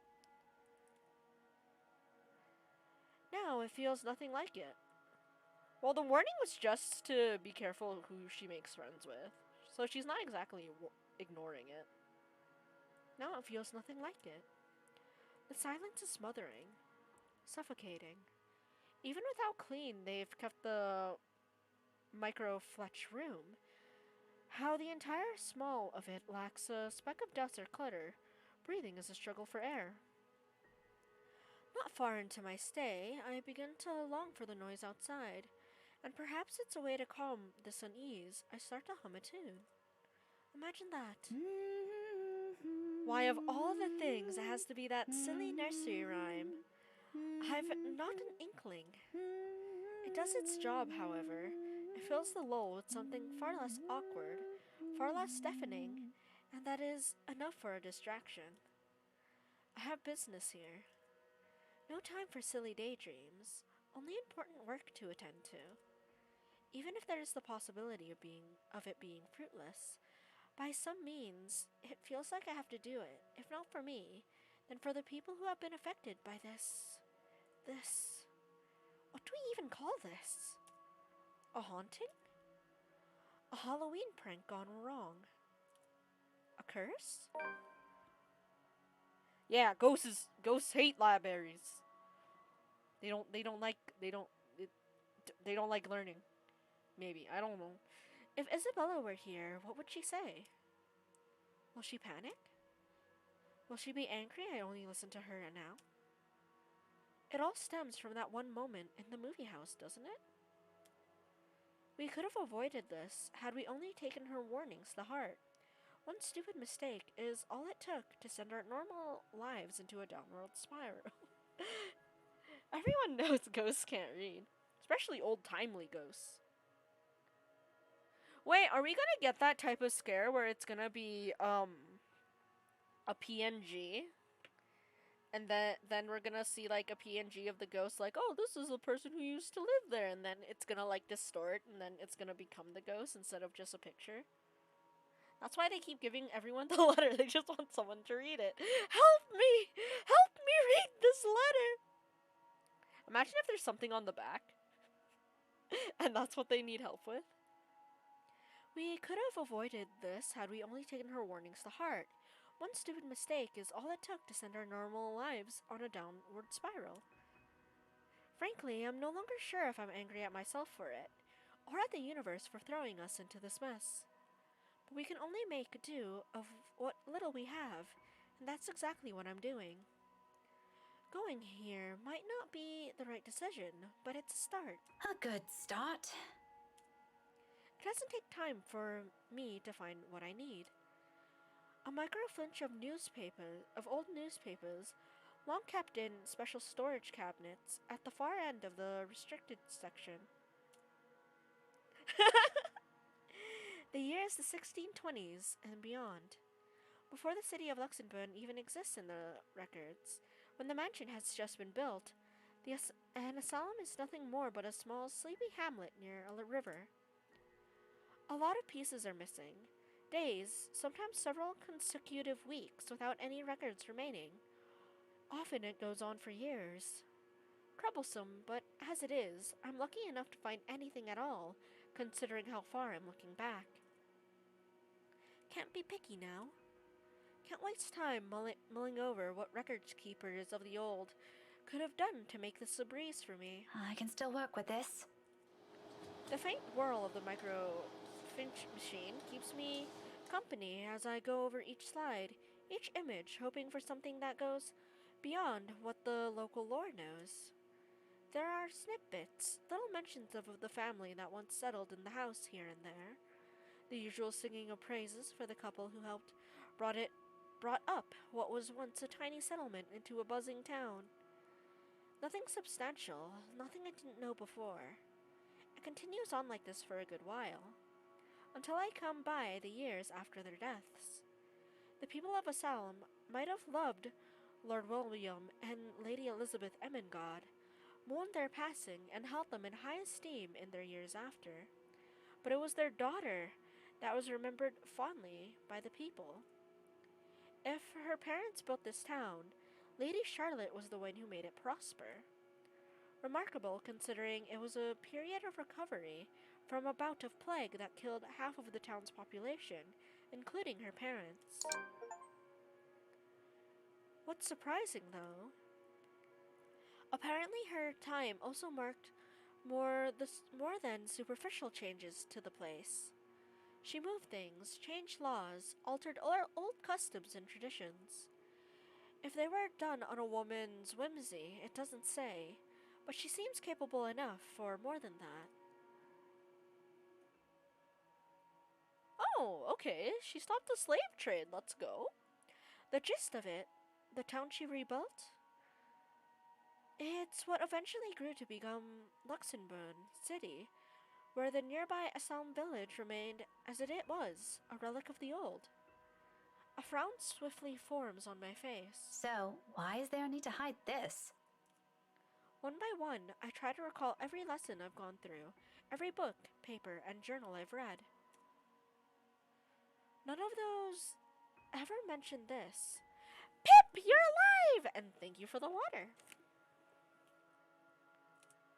It's always the lord and lady of the house, their endearing child, always an afterthought to those antidotes, and the one who always took her life in the end. Oh! Never someone who restored a town from the brink of collapse, or brought new ideas to it. Is it because she's a woman? That pisses me off. With that logic, then they shouldn't be commenting about the lady of the house either. Granted, not everything is sunshine and rainbows.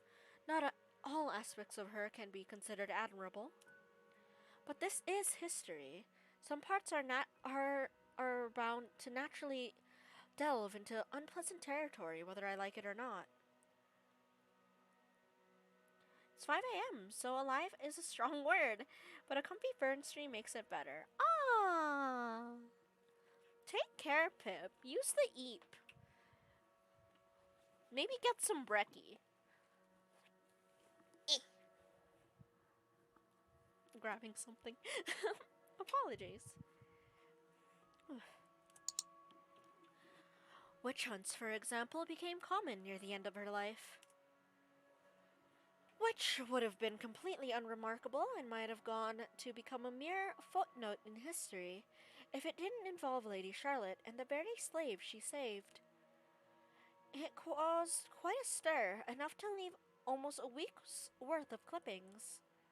The girl was eventually burned, condemned by an entire town. At the word of Lady Charlotte alone. But this doesn't really have anything to do with this curse, does it? Unless that woman following us and this slave are the same person. Yeah! Wait, it's like what you said, ghosts don't read. She read a book! A tale of revenge? How cliché. However, with the lack of accurate photographs, it's impossible to tell. Maybe if I squint, the illustration will start resembling her. But in my field, it doesn't work that way. It shouldn't work that way. I'll be the laughing stock of the community. This isn't going anywhere. That do be the reasoning sometimes. Mentally exhausted, I take a careful step away from the screen, pressing a palm to my tired eyes. The lack of ample light in this area doesn't help. A headache already threatens to form at the back of my head, yet I'm nowhere near figuring things out. This is simply too much to take in all at once. I should have asked for someone's help. Now I'm at a dead end. I start gathering everything around me and placing them back in their respective envelopes for storage, the motion no longer new after volunteering here a number of times. I didn't make much mess anyways, considering the lack of materials available to begin with. I'll have to look somewhere else. The where remains unknown though. But just as I'm about to slip the last slides in, something catches my attention. My hand pauses, the microfletch halfway through its protective sleeve.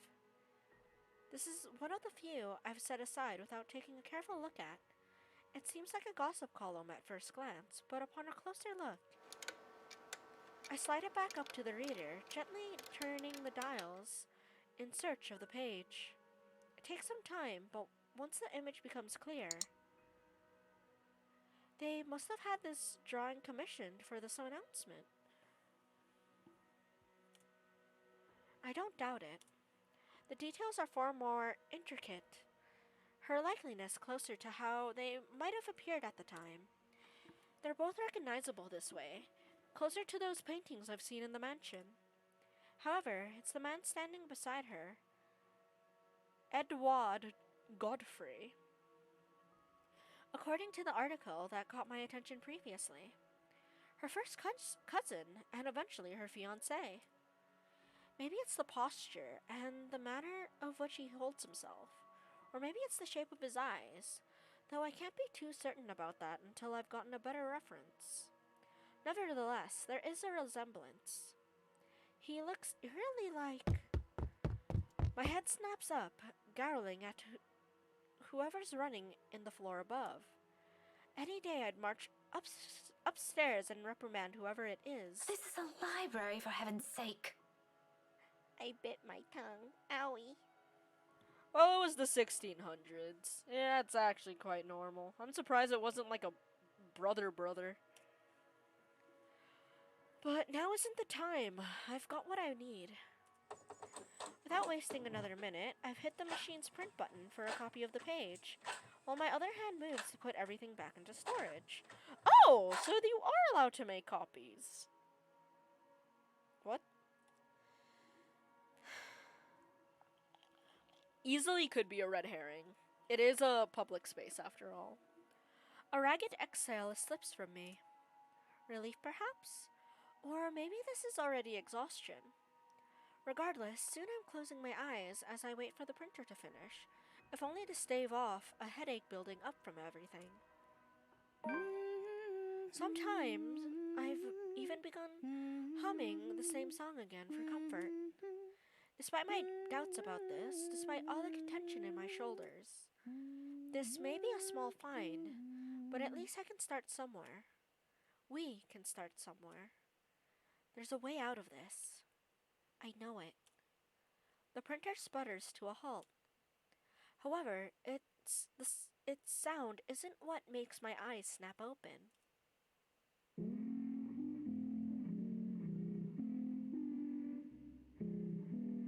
Well! A feeling. A chilly brush of air behind my back. Brief enough for something sickening to suddenly lodge itself in my throat while I take in my surroundings. It's that suffocating sensation again, creeping to every part of me, crawling under my skin.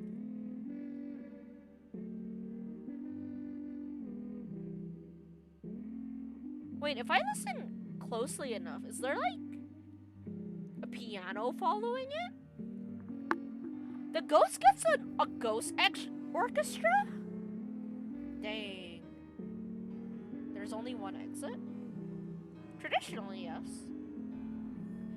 Draining me little by little of any strength.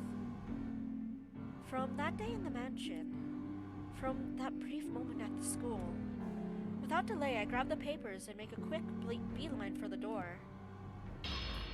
Oh, she's on the ceiling! My whole body freezes. What are you doing, Miss Pink? I hold my breath, not daring to make any noise. For a while, only the sound of papers crumpling under my grasp fills the room, the excitement from earlier gone instantly, replaced by a cold, seeping dread spreading throughout my limbs. But more than the fear is the anger. It pains me to hear her using her own student's voice against me, and more than once I believed it was really her. No, she has no right. Why don't you play with me? Although she hasn't made a move, if there wasn't a wall behind me, I'll probably take a step back, trying to put a distance between us, no matter how small, as long as I'm out of her reach. I steel myself, because if I do fall back, turn away from her, I'll be left with no way out. I'm not dying here. You think you scam me? Miss Pink, don't be so rude. I'm waiting. I'm not afraid of you, you spook. This is one Scotswoman. You aren't getting into an early grave without a fight. Hey, her accent really came out there. Let's go. Come at me. I expected she'll lunge, prove to me what a monster she is. Instead, all she gives me a smile, twisted and gnarled. As if time has crawled to a stop at the sight of it, I'm ready for the quick time event. A split-second decision, and before I knew it, my body shifts. Eyes closing in anticipation, hands grabbing whatever solid enough on the nearby table and hurling it at her. I don't bother looking at whatever. If whatever I threw hit its mark, I run, as fast as my legs can carry me, despite my heart threatening to burst out of my chest. But in this maze of bookshelves, with this whole place almost void of people.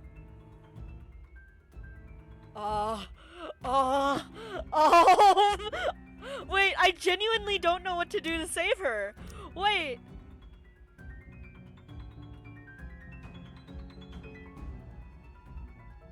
I think it's gonna be the trope where the door is locked, and we did hear that someone was upstairs. We heard bing banging upstairs, so but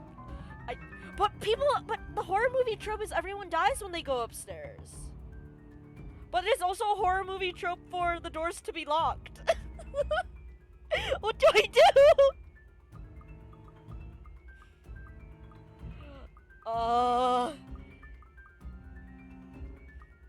We can't stay down here. True. Second ghost upstairs. Imagine. Ghost fight! Let's go! Ghost fight. Let's go. There are people upstairs, aren't there? The weekend staff or some volunteer? Oh, we're guessing. Oh no, I think I made a mistake. There should be. Even if it's a Sunday and I'm Only here on a special permit. There should be at least one person manning this place. I heard them a while ago. Yeah, that's what I'm betting on. Of course I couldn't tell them about this. They won't believe me in the same manner. We don't buy Isabella's stories until it's too late. But I can easily come up with excuses. For now, what's important is that I don't end up trapped and alone with her. Safety in numbers, as they say. There's no hesitation in my steps as I race upstairs, ears straining for any signs or sounds of the woman approaching, jumping at me again at any second. I can still hear her behind me, the grinding of bones, her whisper as she keeps calling me back. Although it's at a distance, I don't slow my pace. Library rules be damned. Because no matter how much I pretended to be brave, the level-headed one or the tough one, this terrifies me. This scares me more than anything. This isn't how I plan to die. Oh no, she said the D word. She's gonna die. But when I get to the 3rd floor... Oh, we're in a loop! Only silence welcomes me and an emptiness that stretches out, far too wide, spanning the entirety of the floor for it to be reassuring. And just behind me, somewhere at the foot of the stairs, panic rises up my throat. No other way now but up. So I bawl, desperation kicking in without warning. Oh no, is she gonna be the first one we kill?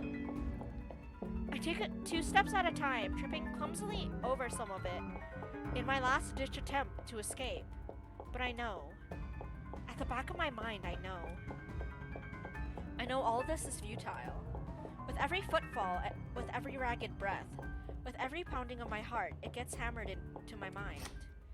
It only becomes clearer to me once the door at the end opens, revealing the vast expanse of Luxembourg's early morning skyline, and with her treading at my heels, blocking my only way out. Oh, we're on the roof and she's gonna force us to jump. Stay away from me! A useless plea. Does she even understand a word I say? Can she even? Wait, who are we calling? Oh my god, we're calling Ashton. Is she still human in the first place? Somehow I doubt it. Because no human being will ever do this. Simply imagining what she's capable of doing to us. I never want to give her that chance. I'm telling you to back off! Her gallop is slow as she walks forward. Each stride accompanied by the sound of breaking bones, of blood oozing from wounds that never found healing. And every inch of her draws nearer, even as I pull away to take back what little distance I can between us. The smile on her merely grows wider. A mocking gesture. For me. She may be less of a human now, but I'm pretty sure she's fully aware she's got me cornered. She wouldn't even bother making it here if she isn't. But I can't look away. I can't bring myself to, even as the heel of my shoe eventually hits the edge. End of the line. Trapped. Alone. So this is how it ends, huh? Quietly and without fanfare. Surrounded not by a warm breeze, but a chilly morning air. No soft footfalls on an empty hallway, but the din of the early morning traffic below. No warm afternoon light. Nothing but the cold, pungent smell of death, all underneath a dreary morning sky. How fitting. Yet amidst all of it, there's a single voice I want to hear. If only for one last time. Nah, the professor ain't coming, fish. He's eating his bear paws. Becca? Hey, did I wake you up? No, I left you a voicemail, so I thought... Where are you? The one I grew up with. Who always got grades better than I did without even trying. Whose silly antics I have to put up with all these years. Who stood by me even when things got tougher. The one person who's been a constant in my life. Ash, do you remember that one time? GG, Rebecca. that? Back in secondary. Well, at least she finally gets to confess. We joined a contest back then, didn't we? We had to dress you up as a girl and... No. What? You looked really pretty. I think I still have that picture somewhere. Burn it. We're not talking about that again. You promised. Seriously, what brought this on? Nothing. Just... Gigi. It's just the first thing I remembered. That's actually really cute. So weird. Despite everything, my lips curl into a smile. Faint, a sad little thing on its own given the situation. Because at the very end, I know I have this. Blackmail against Ashton. The casual talk, the friendly banter, talking like how we always would as children. If only I haven't been too selfish. If only I hadn't taken all this for granted in favor of my feelings. Then perhaps I won't be regretting anything now. You're being weird today, Becca. Whatever. Listen, I need you to go home right away. I'm at Salem Well right now and... I wish time would simply stop for us. There are still a lot of things I want to say. Things I've never bothered saying out loud. Things I should have said a long time ago to someone who has always been by my side. But in this moment, there is only one. Thanks, Ash. That's a sad achievement. Oh. Hold on, did I do something? For everything. Rebecca, what? I'm so glad to have known you. Now I feel bad about my title. Wait, what are you?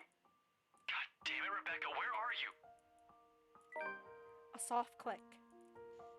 And I'm closing my eyes. There's a rush of air. The sound of the world dimming around me. Like a song coming to its inevitable end. London Bridge is falling down, falling down, falling down. London Bridge is falling down, my fair lady.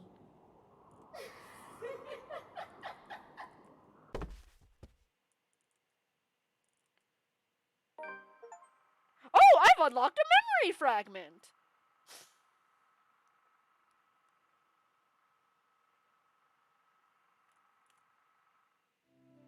Okay, so we got Rebecca killed.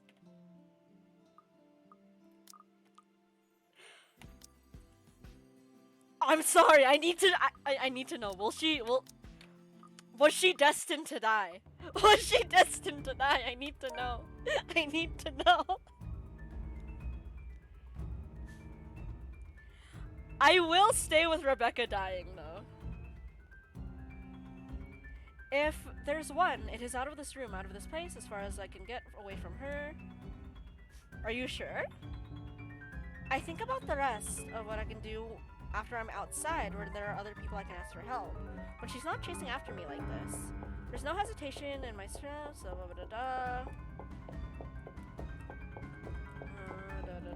near the door. Out of nowhere, library cart key Karen's from a blind corner and slams to my side. My back hits the floor with a hard thud, the impact completely knocking the breath out of me. The copper tang of blood gradually spreads over my tongue as I fight to get my bearings back. I force myself to move, even with the excruciating pain coursing through my limbs. The exit's almost there, if only I can... But there's no moment's respite. The next thing I know, there's a heavy weight atop of me, and cold digits slide around my neck, tight like a vice, closing in, leaving me gasping for air. Through my blurred vision, I can only make out the hateful gleam, the spite in her eyes as she looms over my body, and her grip on my throat grows tighter. Desperation kicks in. My nails dig into her wrist as I struggle against her firm grip, trying to pry her fingers away. Oh! Let me go! Wait, what? Keep the slider in the green bar. What? Huh? What? Wait, what? Keep the slider in the green bar. Wait, how? Move the arrows? What? Too strong. Her hold on me is too strong. My lungs begin to ache. Somebody help me. Darkness starts to fill the edges of my vision. And the room... Okay. It's my accident! Wait, how? Keep the slider of the bar by moving the mouse in the air. Oh, moving the mouse! Okay. I need to click. No.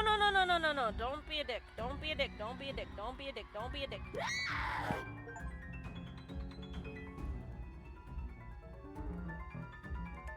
I don't think twice.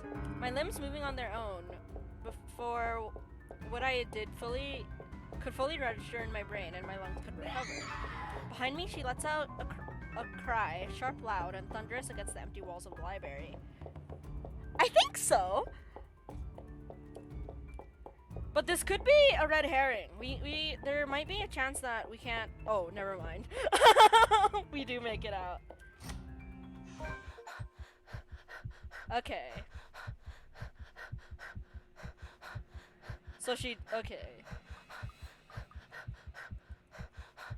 My knees buckle as soon as my feet hits the pavement. Its surface cold and hard against my skin. It's only been a few hours, about 1 or 2 probably. I don't know anymore. It feels like eternity all the same. We did throw a book at her that one time. That's how we managed to escape the first time. My breathing hasn't slowed yet, and I don't expect it going to after going through that. I probably look like the most undignified creature on a Sunday morning, right out of breath, disheveled, slumped here, with a bloodied lip and all. But at the present, I simply can't bring myself to care, even when a few passerbys by start giving me strange looks. Escape is a strong word. I mean... You can argue the ending where she dies is also an escape. Stare at me all you want. I don't give a single shite. I'm alive. I'm safe. Not in our playthrough. You're gonna die again. This isn't the end yet, but I'm safe. And inside my bag is something that could get us out of this mess. Oh!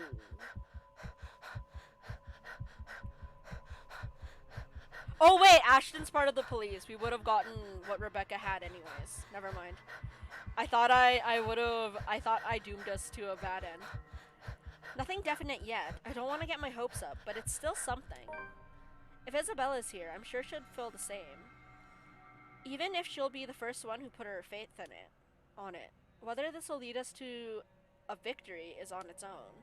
Now all that's left is to find the others, the rest of us trapped in this bloody nightmare. Right on cue, as if to answer my previous thought, my mobile phone lets out a beep. I pick it up, simply hoping it'll be one of them. Only, it's a voicemail that greets me. From Ashton. Oh, this is the voicemail we didn't hear. There's a pang of disappointment, of course, that it brings some reassurance that nothing's happened to at least one of them. Hey, Becca, call me back when you're free. We need to talk. ASAP. He ends it right there. The message, less than a minute long. Curt and gives nothing away. I let it ease my worries, regardless, and do it as he asks. Because this, too, is another triumph for us. Wait a second. Wait. I don't want to read too far ahead and see that this, is gonna... Wait. Is there more to Becca's route if I let her live? Oh, there is! Wait, no there isn't. Okay. Because this is the route we took. Yeah, head upstairs. Oh! Oh! Wait, what? There's a branching path to us. What? What could have happened here? Oh, we're on the common route right now.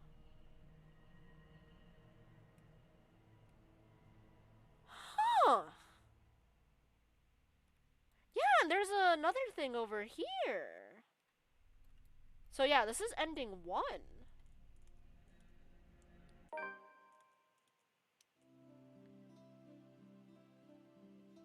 No, I don't think so. I don't think so, because yeah, ending variant 2. Ending 2 variant A. So I think we would have died either way. Anyways, back to the reality where Rebecca's dead. What's the locked one below it? It's another ending variant. Probably another way she could have died. That's my guess.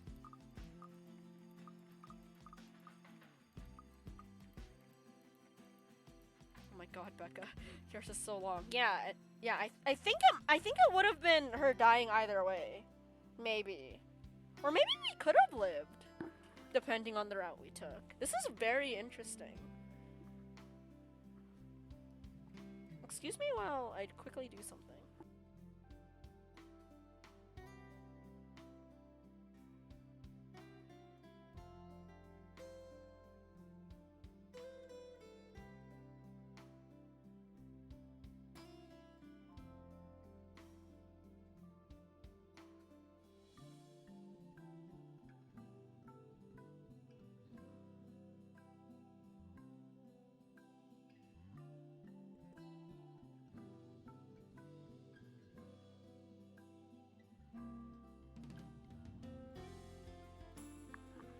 Yeah, I'm curious too.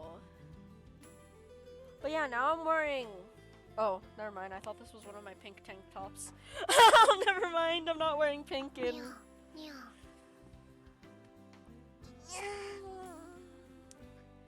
remembrance of Rebecca. Oh, cherry blossoms in remembrance of Rebecca. Let's go. 9 in a row. Nice. 3 more months and it's a whole year. This is gonna be very interesting to try to figure out which routes lead to what. Because there is a lot of crisscrossing. This hurts my brain. But yeah, we killed someone.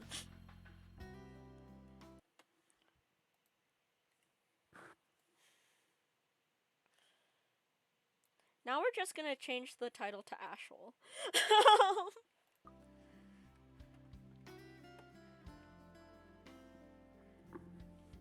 I wanted to keep everyone alive, to be fair. Honestly, my main goal is Isabella. Because she's a fellow Filipina.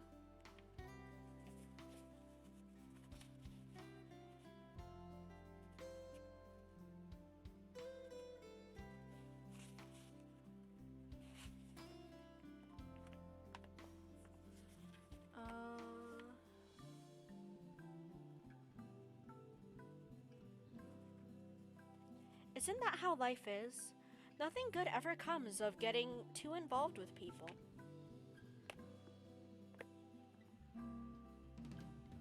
Will I point out that I think I predicted Becca as the first death, so there's that.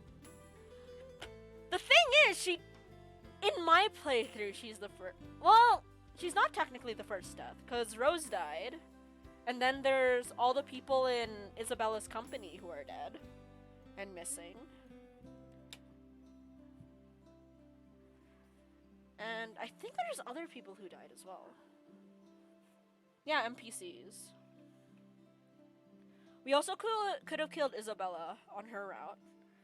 Parties have never really been my thing. They're always such a hassle. And it takes so much time off my day. Prior plans and commitments cancelled. All for the sake of playing along with others.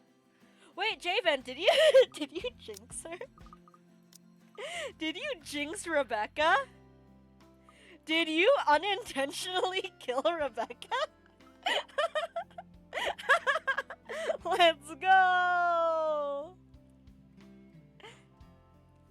That means Luke's gonna live! No matter what we do! They're always such a hassle and take so much time off my day. Prior plans and commitments can't- Wait, since that Rebecca's dead, is she still- Okay. I just wanted wanted to check if she was still there. But Ashton doesn't know she's dead yet. There's always such a hassle, and it takes so much time off my day. Prior plans and commitments cancelled, all for the sake of playing along with others. Welcome, welcome everyone. That's fair. Also, that's technically a spoiler. Oh my god! Fish! Happy birthday! And thank you! That was actually our first character death. So I think I'm doing a pretty good job for killing 1, 2, 3, 4, 5, 6, 7. Keeping 6 out of 7 alive for now. Bye-bye! Have fun! It's cool, my dude. I'll only time you out for 4 seconds.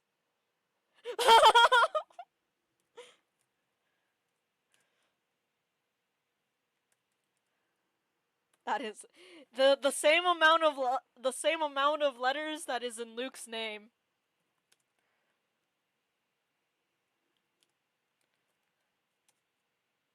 There we go. Reason seconds. Wait, what?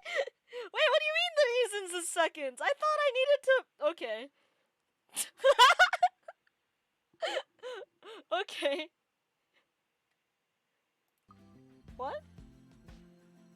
I don't know. Reason seconds. Okay. Cause if I don't put seconds, it'll time you out for like 4 days, 4 minutes, 4 weeks, 4 months. Okay. Javen, you have been timed out for seconds. I know I wouldn't. That's why I specified seconds in the command so that it wouldn't do that. I hated them even as a child. Please, make yourselves at home. But Mom often insisted. She'd slick my hair back and put me in one of those stuffy dinner jackets. And if there were any children around, urged me to make friends. Never mind how utterly loud or tedious it was. It was all for the sake of keeping up appearances. To some extent, lies have already surrounded me, as long as I've chosen what I wanted to do. Long before I've chosen what I wanted to do with my life. Luckily, there were easy ways to tune everything out. And much to my mom's frustration, I always managed to sneak my CD player along. Those things are huge! How did you manage to do that? I kept to myself and to my music, had my own little world. Until I learned to observe. It's a simple matter of awareness, really. And as for someone with keen eyes, a skewed necktie, or a simple flick of the wrist alone could tell volumes about a person. I still don't like parties, especially ones as big as fancy as the Wright's housewarming. However, when there's actual reason to go to them, I figure they're not too bad. Be careful with Shirley, alright? Okay, so we're jumping straight to this. Wait. Okay, so this is the common route. No, wait, looking at that, it's technically spoilers. Bark, bark. Okay. Besides, like it or not, it's all part of the job, and I'm here on a mission. One that has the name Luke Wright plastered all over it. You'd think the man would want to remain inconspicuous, after his name was linked to several high-profile crimes across Luxembourg. Granted, most of them have gone cold over the years, having stagnated without any lead or evidence, but it still doesn't make him any less suspect. Yet here he is, throwing a party in his own backyard. Although, having observed the man this past year, I'm not even shocked. He craves it, the damn spotlight. Constantly yearns for the attention like a neglected puppy. It doesn't take a genius to figure out why he's nowhere to be found in his own party. But that's not the problem here. What pisses me off is how far his reach extends. How close he has creeped into the lives of people I care about. Again, like a stubborn itch you couldn't be rid of. First, Professor Clark. Then there's Isabella. I also spotted Z-Man here a while ago, and now there's also Rebecca. Ash is a stubborn itch. We're gonna be the stubborn itch. That's gonna be the name of the next part if we're still on Ashton's route. The stubborn itch. Apparently. Ashton? Becca, what are you doing here? I was invited. Really? I had no idea you were friends with the host. That explains things, and makes this difficult all the same. As if getting a contact among the staff to sneak a name into the guest list isn't hard enough. The guy almost ditched me last night and might have placed another setback on my investigation if it weren't for my generous tip. Then here comes Rebecca, another person to mind. Well, it's my parents, actually. But that's beside the point. What are you doing here? You hate parties. I still do. I'm just here on behalf of a friend. A necessary lie. I can't bring my own friends into this any further than what they've found themselves in. Because if Luke Wright so much as harms a hair on either Zach or Rebecca's heads, there will be hell to pay. Oh, he doesn't mention Isabella. Worrying about Isabella's brief dealings with him is stressing in itself already. But Luke is allowed to pat her head, apparently. I doubt he'll attempt anything in front of other people, though. It would tarnish his glorious reputation, and he values appearances more than anything. Yeah, this is very interesting. That doesn't necessarily mean he isn't capable of it. More than, in fact. And on the off chance he does something? Yeah, it's very interesting that I'll say, oh, Luke can't touch these two people. Isabella's just friggin' annoying that I need to worry about her. I wouldn't be responsible for my actions. That's rare. Do you have someone with you then? Nope, just me. I won't be staying long. Oh, well, if that's the case, maybe you and I can... She's blushing! For Zach and Rebecca's sakes, however, I really hope this will simply be another housewarming. Even though something tells me it's anything but. Call it a detective's intuition or whatever. When Luke Wright's involved, nothing good has ever come out of it. I can't let my guard down here. Even more so when a familiar car shows up to stop and out comes... Chief? My presence here might be odd at best, but I have an excuse. One that this man handed to me himself a year ago, along with the heavy dose of flattery for the newly promoted detective inspector. Yeah... Can't say exactly for the same of my good old boss, can I? Though to see him here, chatting it up with Luxembourg's rich and famous, isn't such a big surprise in itself. No disrespect meant, but this guy is obviously a social climber. What is surprising is the fact that he seems all too eager to mingle with a person of interest's wife. Just what the hell is he doing here? Ashton, what's... I see what you did there. Sorry, Becca. I need to... There's something I need to check for a bit. Do you have a ride home? Oops. Sorry, Ashton. No, I had to take a cab here. My car wouldn't start this afternoon. But what about... What the shit is going on here? I told you to get that old thing checked before, didn't I? You can head back with me after this. Anyway, I gotta go. See ya. Be careful, okay? Hey, be careful! About what exact... I wasn't careful with Becca, I'm sorry.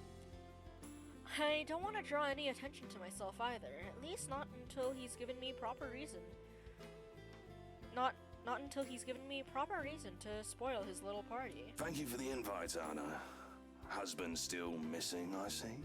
I should be saying the same of your darling Rochelle, Lee. The doctors again. That's true. For now, the best I can do is wait and remain inconspicuous, especially with Chief here, whose motives are dubious at best. If it means having to pretend I don't know Zach and Rebecca, or forcing myself to rub elbows with people I barely know, let alone like, then so be it. I can't involve anyone. Wandering is out of the question as well, when there are guards in civvies stations here and there. Sure, getting past them is something I can do with ease, but I'd rather not right now. When I'm one of the few snooping and roaming about, it'd be best to try and do so once there's a crowd of people. And if their interior designer's drunken claims are to be believed... Yes, well, what about Luke? Should we file a missing persons report now, or do you want to wait 24 hours? He's around. You know, I can tell if someone's bluffing. It'll all come down to how I'll play my cards tonight. Oh no, Ashton, I'm so sorry. You're in the hands of an idiot. With a good hand, this party is going to give me the breakthrough I need to crack Luke right. Or something to prove my suspicions wrong. Maybe find out what kind of game my boss is also playing. I've had an inkling before, a few hunches tempered down by how much of a bumbling fool the man appears. But one does not simply deal with the rights and get invited to a party they host without wanting anything from either of the two. Or it's the other way around. So with a last weary glance at the two, I head into the ballroom. I just hope this will not complicate things further. Shit. By the time the party's in full swing, night has fallen. Yet there still isn't a Luke Wright in sight. The man can be quite ostentatious, but this? Frankly, I'm impressed. I don't even know how many hors d'oeuvres I've already stuffed my face with. One too many, probably. The servers are already giving me a stink eye every time I saunter over to the buffet table. Blame your employer, not me. He's the one who has the guts to show up late. Besides, most of the guests' idle talk is concentrated in this area. Despite standing under the same roof with the very people they're whispering about, some just couldn't resist. I might as well keep an ear out for any useful info. Is Suarez still fixing that tech problem? Tech problem? It's been 3 years. Sooner or later, the Blighter will put 2 and 2 together. He might have already. If the red tape I'm being slammed with these past few months suggests anything, that or someone has been pulling the strings. I wouldn't be shocked. This case would have not have gone this long if Scumbag didn't have a mule of some kind in the force. Shush you, we all know Suarez just wants an out. I knew he was bad news the day the merger with Evans Incorporated happened. Feh. Glad I did not have to deal with that. But keep it down, someone might hear. The wife especially. This kind of negligence has always been an advantage, but sometimes I wish I could be smashed drunk while doing this. Having sharp ears also means you get to hear the most unsavory things.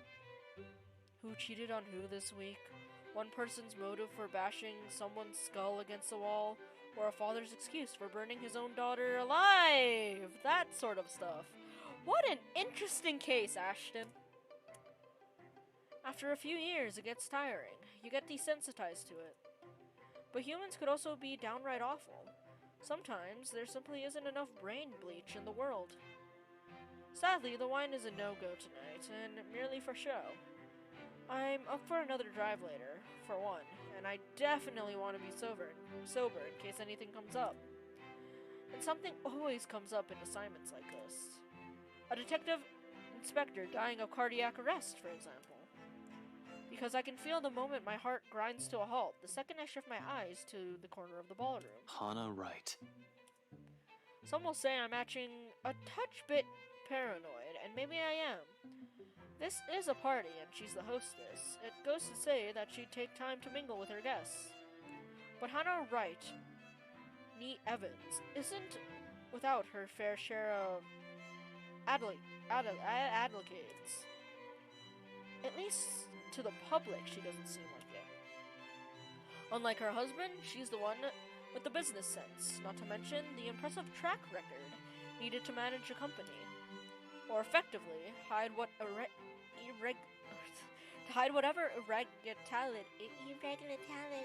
irregularity there might be. I am illiterate. Send help.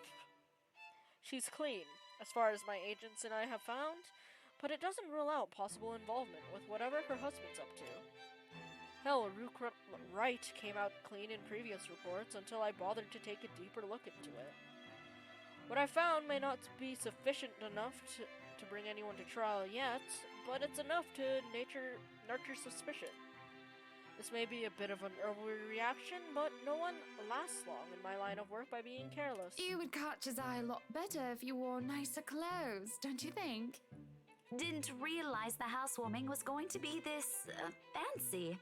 I would have gone with a nice dress if I knew. Nothing to be worried about then. She's probably even more careful with appearances than her own husband, having growing up with the spotlight focused on her.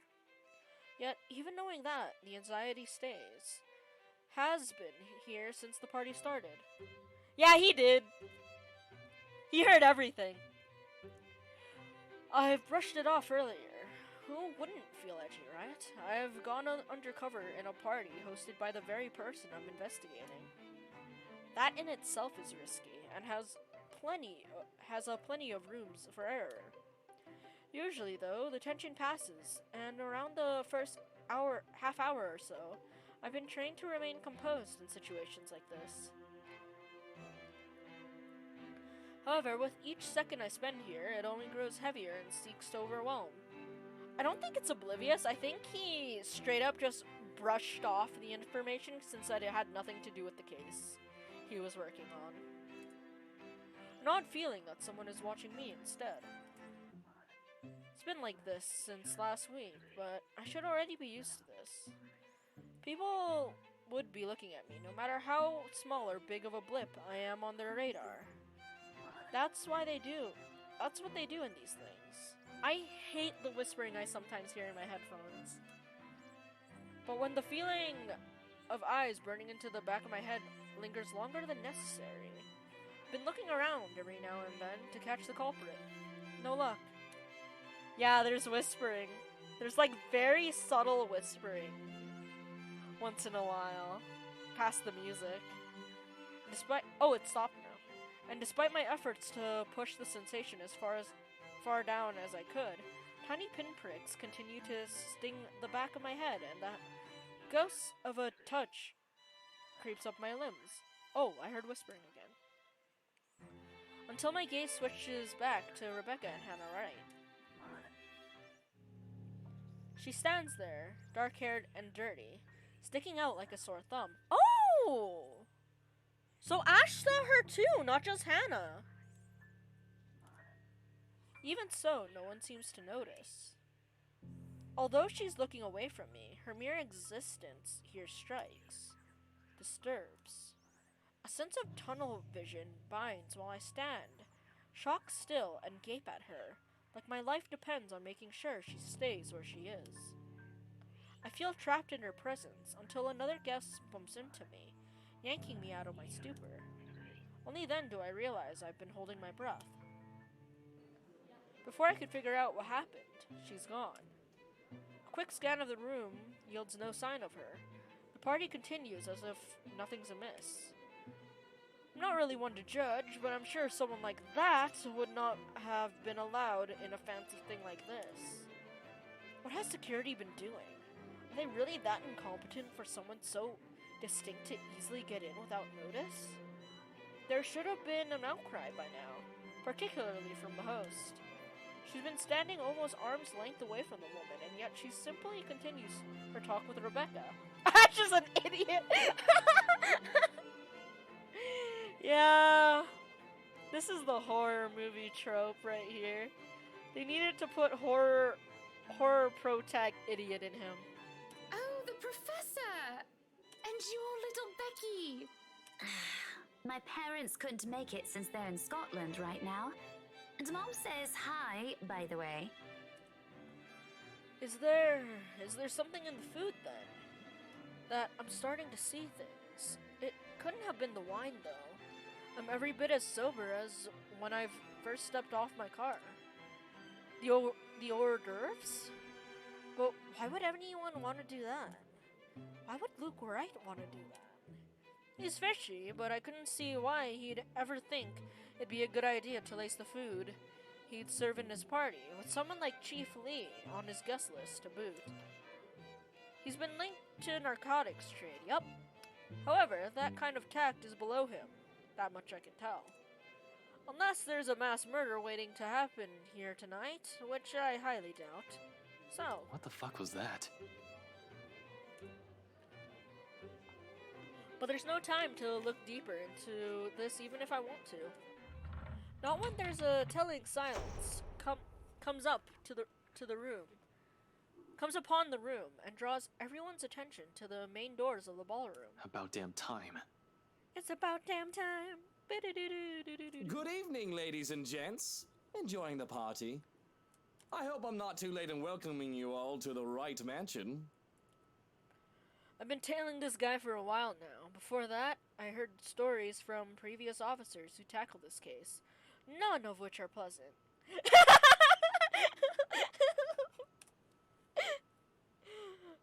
Mind, I'm not courting the incident with Professor Clark, yet pleasant, is glossing over the gravity of it.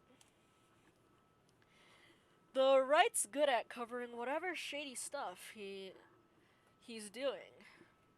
He's shown to be a real rotten guy. At least that's the case when he thinks none of his peers are around to judge him. Lost track of how many counts of verbal abuse and harassment cases the guy could be pinned with. Yeah, he absolutely destroyed Rebecca when they were talking about you. Fluck, he even tried to make a move on Isabella back in the open house, right in front of his wife. Standing in the same room as him doesn't make me want to punch him any less.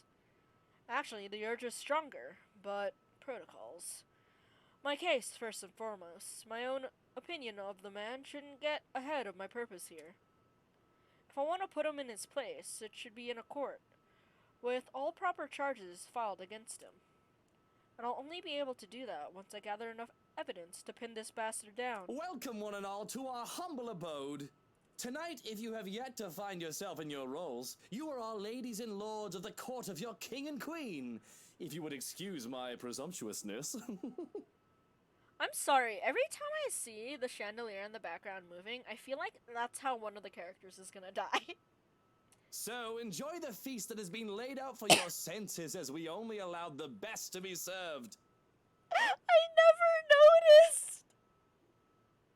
I think my brain just automatically changes Luke's name to something derogatory, so it never noticed. Thank you.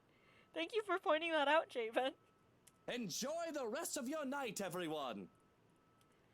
Suppressing my annoyance, I prepare to step away from the crowd. Amidst the cheers and claps, now is as good as a time as any to move. Try to find that something the McConnell woman talked about. In the first place, I have no plans to actually shake hands with the slime ball himself. A fake smile is plastered on my face while I pretend to listen to one of the other guests gossiping about him. All while slowly inching out of the ballroom. Unfortunately, before I could get any further... Are you feeling ill, Rochelle? Perhaps you need to sit down and... Rich people only have two ways to resolve their mess. Either they quietly deal with it behind closed doors, or they create an even greater problem out of it, and it just blows up in everybody's faces, one way or another. Fun. No! Shut it, you munter! I ain't talking to you! I'm talking to this scumbag over here! I mean, that is his name now, so... You bloody bastard, standing there with your smarmy smile! Not even a few seconds in, and this is already proving itself to be a big public spectacle. Why spend money on a television to buy daytime soap operas? You can just go to one of these parties and see the action unfold in real life. You get free food, too. Yo, do you think Ashton cares? He ain't noting that. Really, if I were an actual guest, I'd just take this as some sordid form of amusement. Watch your tongue! You're on thin ice, Rochelle. Where's your husband? Who even invited you? But I'm not a guest who's here for a good time. I need to focus on him. even through this whole sorry tale. So I wait, I listen, I observe. Interesting, isn't it, though? That's the chief inspector's wife.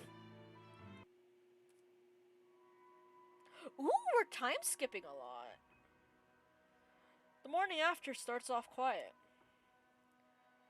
Even after the whole of Samwell residence seems unusually still, the open hallway when I step out is devoid of tenants, no sounds coming over the other units either. It's almost as if something's brewing on the horizon. Yeah, Rebecca dies tomorrow. A peaceful night's sleep still does wonders for the mood, though. I can't even remember the last time I've slept without anything urgent interrupting.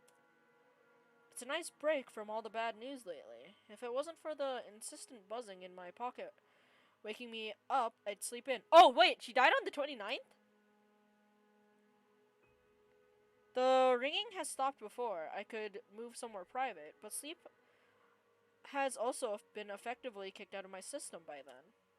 Pity, I could use a little more rest until I have to face the other storm. Of course I owe Rebecca an explanation. It doesn't matter if it's the whole truth or another hastily spun tale. Although I haven't really figured out how to go about this yet. Unlike Zack and Isabella, who don't usually ask questions and are content with what little I could share, Rebecca is rather quick on the trigger.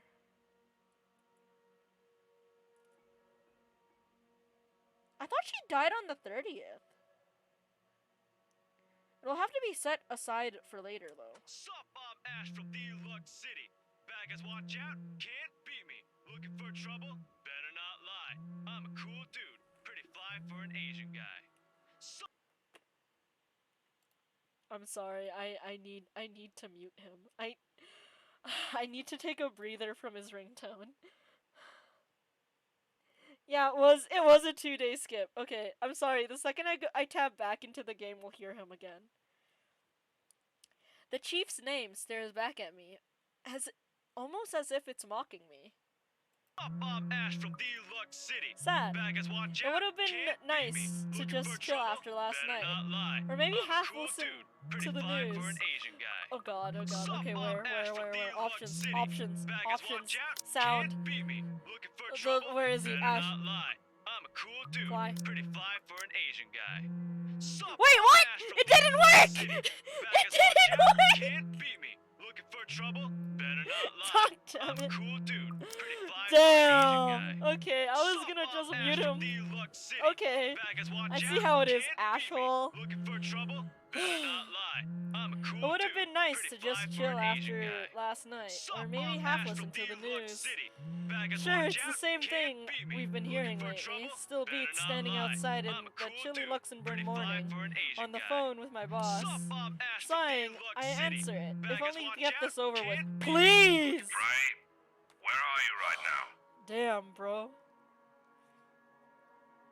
Wait, dude made that? I just realized. Dude made that his default ringtone for everybody. Not just his friends.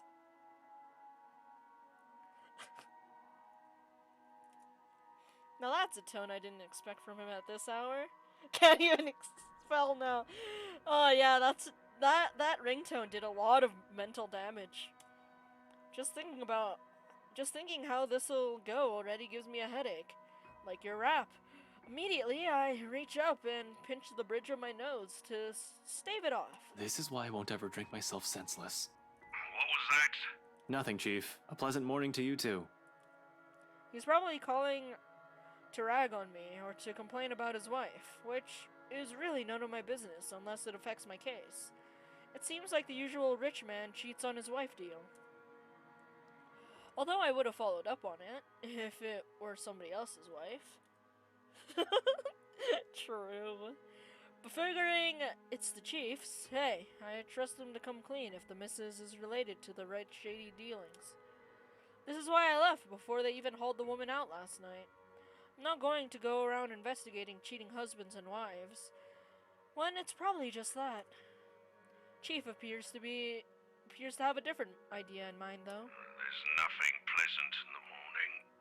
Anyway, where are you? told you millions of times before to keep your lines open. He did, and not only him. Zach, Rebecca, Isabella, all of them have said the same thing numerous times in the past. But I was undercover last night. A phone call is the last thing I want to happen, when there are other things I need to focus on at the time. Besides, we have radios and work-issued phones. Why isn't he using one of those channels if this is urgent? Just woke up, sir. As awesome as it is to hear your voice this morning, it really is early. If you could give me a few minutes just to wake myself up, that'd be swell. No need for that. This won't take long. Is something wrong? Am I needed at the precinct ASAP? Oh no, everything's good over there. Just... look, kid. Pray. Don't take this personally, alright? You're off the Luxborn firm case. Starting today. Well, I did not expect to hear that. I did not expect to hear that either. This must be some kind of cosmic joke. I allow some awkward seconds to pass. Chief must be pulling another one of his awful pranks. Out of his bad mood or a severe hangover, maybe. Everyone knows that when given the chance, he exercises no control with his drinking. If it wasn't for his wife causing a stir, he'd probably be trashed an hour in at the party. He likely drank more after they threw her out of the ballroom. Besides, his sense of humor has never been good. It's just infuriating most of the time. But when he doesn't follow it up, if I sound a tiny bit frustrated speaking to my own superior, I'm not the one to blame. Wait, no. What? Are you kidding, Chief? Is this one of your practical jokes again? The temps won't say anything about it, but It's not that. They're orders. From the higher-ups. Ah, the higher-ups. Yes, my favorite word. Since when did the higher-ups ever cared about the Criminal Investigation Department? What the Criminal Investigation Department did? As far as I can tell, they don't give a hoot if the CID is filled with cold cases, as long as we keep the spending low. When I need to view old case files, though, they're locked away in the archives. You're gonna have to check with the higher-ups. I need to access these reports, see if the higher-ups will allow it. Every step, every move in this case, there isn't one that hasn't been gated by some authority. If it's not the chief, it's the commissioner. Or so they always tell me. It makes me wonder why they even bother assigning it to anyone. Not a single one of them has done anything to help move the case. And they wonder why it has taken this long for even a hint of progress to show. you can't just drop this on me. You can't just take me off like that. Yes, I can. And I'm sorry, Ashton. You're a good detective. One of the best I've seen in years, but... 3 years, Chief. 3 years! How old are you, Ashton?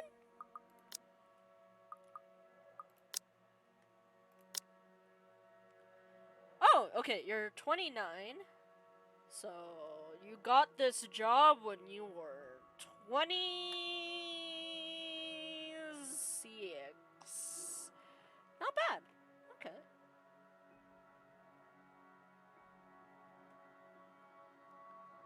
Yes? Hello?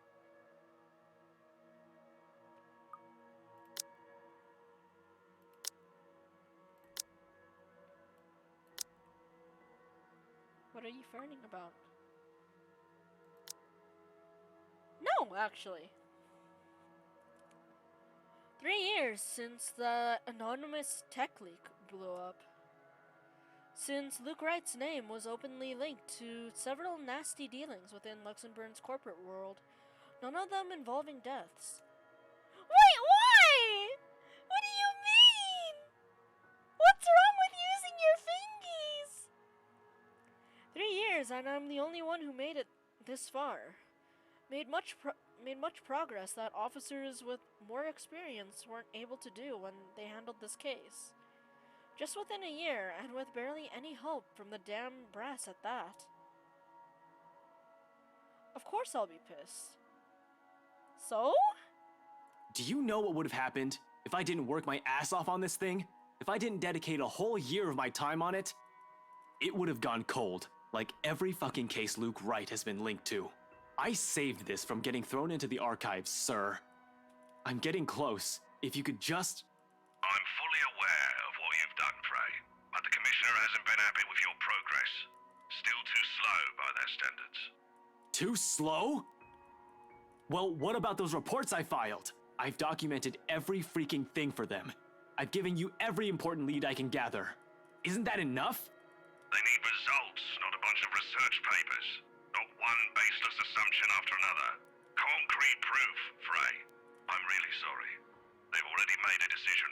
They're going to pass this on to someone who's been in the Force longer. Someone who has more experience. Someone who has more experience? They meant nothing by it, but you're still too young to work on a case this big. Then why would they give it to him in the first place? Chief, I've already done more than what those old farts ever did behind their desks. All of it, within just a year of being assigned to this. Watch your language, Frey. Those are your superiors, I'm not some damn rookie fresh out of training. I'm as qualified as they are. Futile, I know it is. They never say it within my earshot, but from the very minute I stepped into their precinct, a lot of them had underestimated me. From their slurs alone to the assignments I get. To them, I'm still just a kid. Too young, too green, too inexperienced. And once they pulled that card on me, every argument I have gets thrown out the window. No matter how logical it is, how much I've accomplished, what the record says, or the amount of work I've put in every investigation they've thrown my way. We're all aware of your skills, kid. You wouldn't have that badge and rank if you weren't good enough. However, this case is just not for you. Too high profile, too risky to put a good officer like you in harm's way. Can he even hear himself? The reasoning is odd in itself. No one joins this line of work without knowing the dangers of it. Don't I get a second chance? You said it yourself. I'm a good detective. It'll just be a matter of time before we can close this. Baby, please, I can change. It doesn't matter what I think, Frey. You're off the case, and that's final. I expect all related files and documents on my desk by Monday morning. And don't even try to go touch anything. I know how hard-headed and determined you are. Chief, please. A few more weeks. I'll have the proper evidence left on your desk by then. I swear it won't take longer than that. Just give me a chance. A few more days, I can show you that I can be a better detective. Afraid it's too late, boy. I've already informed the other officers. You aren't to be allowed access until you've been given a new assignment. Hell, just keep out of the precinct, Frey. Take the weekend off. Damn, they really want him out of here. Seriously, Chief, is this about last night? This does sound like a breakup. What the hell? Babe, please. I'm sorry for not drinking. If this is about me being at that party, I have a good reason for... I didn't mean to be at that party last night. I didn't know you'd be there. You were at the party. It makes me pause. His weary tone, the sudden careful note in his voice. What do you mean you were at the party? Slowly, a frown forms in my face, my eyebrows knitting together in confusion. Much as I hate to say this about my own boss, there's also suspicion in it. Sir, we spoke at the party! What do you mean we spoke at the party? Hard not to think of it that way, seeing how he acted around Hannah Wright last night. Is he worried? Why should he be? Anyone who's anyone was invited. I didn't doubt for a second why he received an invite, even if his presence was questionable. There's something wrong, and I've unintentionally walked into it. All I have is this sneaking suspicion, but when one looks at this from a different angle, put everything together, why the hell I've been taken off this case might be for the same reason he was there in the first place. Fuck! Yes, Chief, I was. For a good reason. What were you doing there? I know we don't have a strict rule against attending functions, but that was... He coughs, and it almost sounds like he's choking on his own excuses? Lies? I don't want to accuse him of anything yet. He's someone I've respected since I've joined the LPD, even with his bizarre sense of humor and tendency to procrastinate. He's obviously competent enough to get the job done. He wouldn't be the chief inspector of Luxembourg police if he wasn't. He wouldn't last years in service without some track record backing him. Or he's just really easy for the higher-ups to puppeteer. There's also that. Unless that too is a fluke. And what's backing him is not something, but someone. Ayo. Oh. Oh, shite. Fluckin' hell. Fluckin' shite. Chief Harvey, about last night with the... Why does it matter, Frey? This isn't about that. Why does it matter? Why does it matter? Why are you taking me off this case, Chief? I'll recite the whole damn oath we've taken upon being sworn into service if I can. But at this point, it seems too late to remind him of that. He has probably already moved from serving and protecting people to serving and protecting his own interests. Damn it. I've expected the upper brass of this, even the lower ranks subordinates in the force, from my own boss? Shite. No wonder that leak didn't lead anywhere. Someone closer might have been pulling the strings. I might have been set up to fail long before the fluckin' case had been assigned to me. But I don't want to just give this up. I don't want to believe I've wasted an entire year for this. I don't want this to be the kind of news to tell Professor Clark after all those promises I've given the man. I just want to know, sir, at the party, with Luke and Hannah Wright, you were... Monday, Detective Inspector. First thing in the morning. Every copy of the files you have, I want to see it all on my table, understood? This isn't... Frey, am I understood? What else can I do other than smile and nod? With my own superior expecting an answer, using that tone, brushing my questions off as easy as discarding a dead body. Yes. Time to use a copy machine! Yes, sir. Pretty much. He cuts the line as soon as the words are out. You're off the case, Frey. Just like that. Funny why this still caught me off guard. I've discovered years ago how different the actual thing is. How far from reality everything I believed in as a dreamy-eyed kid. There are no high-speed pursuits every day, no thrilling gunfights or exciting cases every step of the way. Only paperwork, lots of red tape, and dealing with the politics and bureaucracy. I've set out to change things, hoping it'll make things better for the people I care about. It ended up changing me instead. Serves me right for being too idealistic, I guess.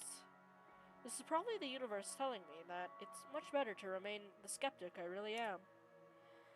Now, here I am, standing useless. Can't even do anything but grit my teeth and kick the wall. The bastard didn't even acknowledge my response. What did the poor wall ever do to you?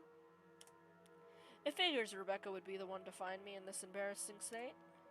Honestly, I don't like it when she sees me like this, which seems to happen a lot, regardless of what I want. Rebecca, now's not a good time.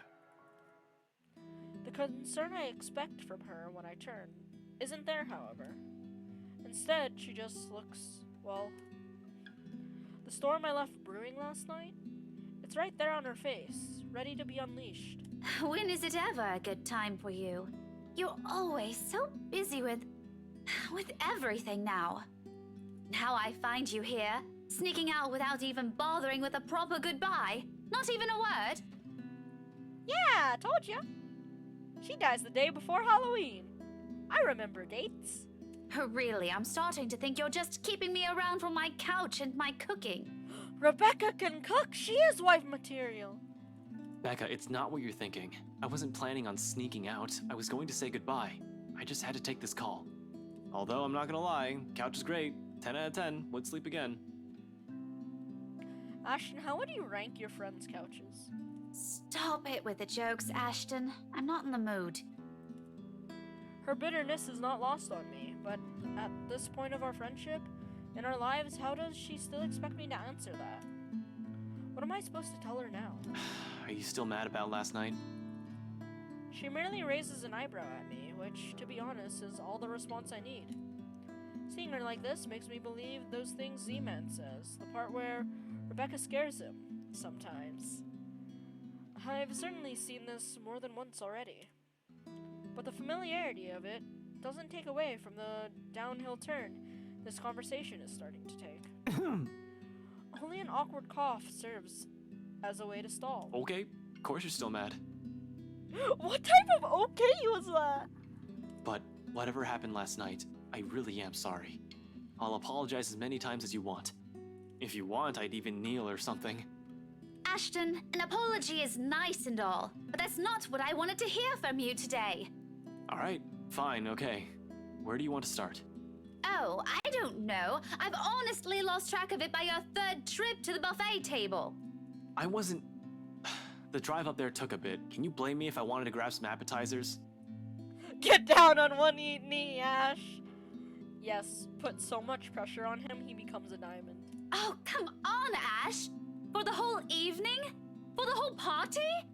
Please don't tell me that's all you did, because I've never known you as someone who pigs out. You even took great lengths to avoid me. Should I also mention how you ignored Zach? Sometimes I get the feeling you don't want to be seen with us in public. Some friendship, huh? You know it's not like that. It's never going to be like that, Becca. I was...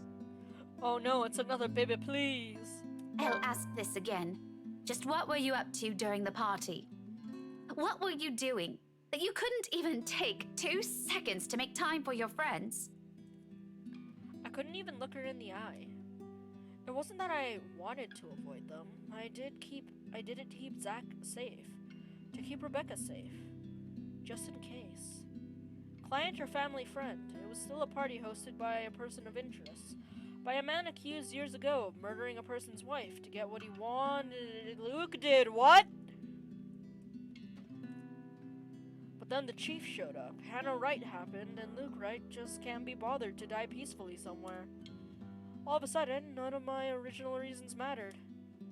If I was found out right then and there, hell, if Zach and Rebecca's connection with me was found out, who knows what might have happened. But Rebecca doesn't understand that. Doesn't understand what I can and can't say to keep them from harm. It's all in her eyes, in the tight line of her lips, and her furrowed brows. The hurt. The day is just off to a wonderful start. First my case, now Becca.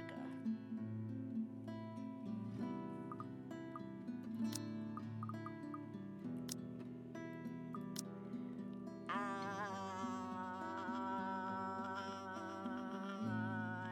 going to stretch the truth. Rebecca didn't like that. Obviously, I couldn't say, hey, Becca, you know the rights. They are suspected to be ringleaders of a crime syndicate and shite like that. Protocol or otherwise, there are so many things I'm not allowed to tell the others. Even if I'm able to share the information with civilians, knowing anything could very well put them in danger. That's why I keep it vague. Obscure the facts, or when push comes to shove, stretch the truth and lie through my teeth. It's a necessity I've grown to deal with. It has already become a part of me, no matter how much I loathe doing it. I mentioned it, didn't I? I was there on behalf of someone else. I was on business, Becca. I wasn't there to have a good time. She doesn't look convinced at all. Although she's the very picture of someone who's at least willing to listen. Her glare effectively takes a good 20 off my current years. No, I chose the stretch the truth option.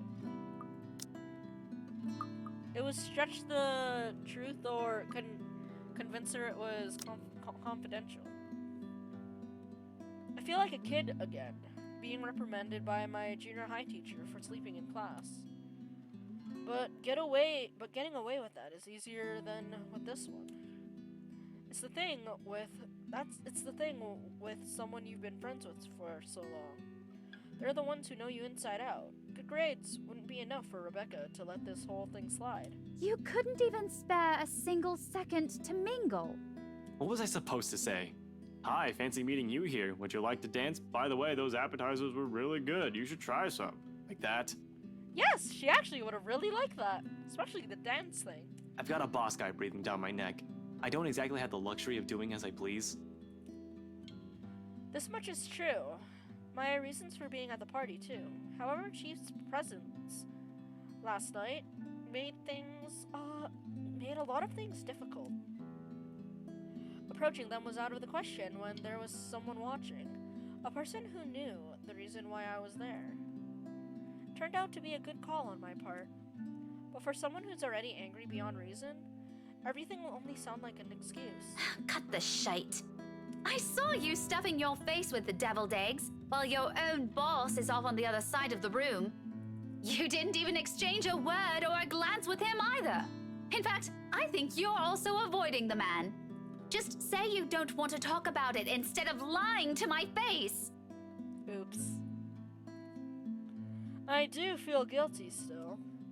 We've already been down this road. This is something I've done so repeatedly in the past. Something she's heard from me more times than all my fingers could count. Something I'll just have to get over with at this moment. I'm sorry, you know that, Becca. I really, really am. I wouldn't do this shit if I didn't have a good reason to. And you know that I don't like you lying to me! I'm sorry. If you can't tell the truth, just don't say anything and shut your gob! I'm sorry. I swear, Ashton Frey, you are just so dense! I'm sorry. I feel this. I'm so angry. I can't even bear to look at you right now because I swear I'll knock you right off your block. Early death for Ashton, we get pushed off the balcony by Rebecca. I mean, what good reason could you have to act like an antisocial asshole? The only time you did talk to me was to spout some vague nonsense about Luke. What was that all about? Were you somehow expecting me to just accept everything as it is? You really shouldn't go near that man, Becca. Why? Because you don't trust him? I wonder if you actually trust anyone. Aside from the three of us, Zach, Isabella, and myself, do you even have any other friends? If you're perfectly fine with that, then go ahead. No one is stopping you. But don't expect me to share the same views. I can have a life of my own. Friends that I don't necessarily share with you. I'm an adult, Ashton, and I can make my own bloody decisions. I sure as hell can choose the people I want to let into my life. Of course she's allowed to do as she pleases. I never mentioned she couldn't. Us growing up together doesn't mean it always has to be just the two of us. It's a dumb idea to believe in when nothing ever remains constant. Things will inevitably change through the years. She'll make friends with people outside of our little circle. I'm just as free to form relationships with other people. But why of all people did it have to be him? Why does it have to be Luke Wright? That guy is nothing but trouble. How can she defend a guy like that? She's already calling him Luke for Pete's sake. I trust Zach, I trust Isabella, and I trust you, Rebecca. So why can't you trust me on this? You need to stay away from that man, because I really wish I could tell you. What was that saying Isabella mentioned before? A liar is a brother of a thief? People who will look at me now will probably say that I'm a hair's breadth away from being a criminal. Seaman said something like that once a few years into our friendship. Well, that's because you always kept breaking into his apartment, bro. I laughed it off back then, but now they're probably right. Little by little, I'm becoming the very kind of person I hate. How ironic. The silence afterwards brings an even heavier air between us. Something that Rebecca thankfully doesn't allow to linger more than necessary. I suppose you have to go now, huh? The situation's already awkward as it is. Dragging this out will only make it more, what? Difficult? Messed up? As if it isn't already. Back to your case again? I don't really have to. I have no case.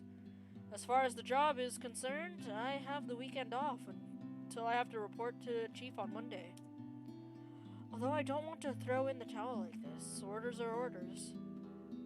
This isn't the movies. I don't get to say, "Fuck off," throw my gun and badge at him, become some vigilante, save the day, and get my job back. I'd rather get my ass thrown in jail than do any of that. But it's also not in my nature to sit still and do nothing. It'll drive me crazy if I just idle about. Besides, there's someone who has to know about this whole Luke Wright thing. Yeah, I need to go talk to Professor Clark. And there's something else I need to look into. The other matter she mentioned last night specifically. Things, even the news, have been blasting out to the general populace lately. Evening, afternoon, morning, all deaths with the same modules blamed on a single serial killer. Or is it still the case? Found dead in the early hours of the morning today. The fire was contained within the room and no other tenants were harmed, according to Luxborn police. We're grasping at straws as far as these murders are concerned. In the first place, I'm not even the one heading this investigation. Yet look at me, treating it as if it's another high-profile case on my shoulder. How sad is that? Although all three of my friends have mentioned seeing something strange, I don't want to go into that line of thinking now. Not yet. Not until I've exhausted every logical argument I can throw at it. To be honest, though, I don't know how to take all of this anymore. But I've already given Isabella my word. It would bother me if I didn't follow up on a promise I made to her. And after Rebecca's claims last night, there won't be enough sarcasm in the world if what my friends have been telling me is true. I can already hear Isabella's laughter, in fact. Figures. What else can it be? It's not another case. It's something else. That issue Isabella mentioned yesterday morning. I'm sure you remember. You were there. Well, at least you're not neglecting all your friends. Ooh, the wound of he likes Isabella more than you. Becca, I promised her I'll... She doesn't wait for me to finish. With a roll of her eyes, she turns around and shuts the door in my face. I have no idea what I've said this time, but... I probably deserve that. You deserve a lot of things, my dude. We'll just have to fix this some other time. By then, her temper's sure to have cooled off significantly. Hopefully.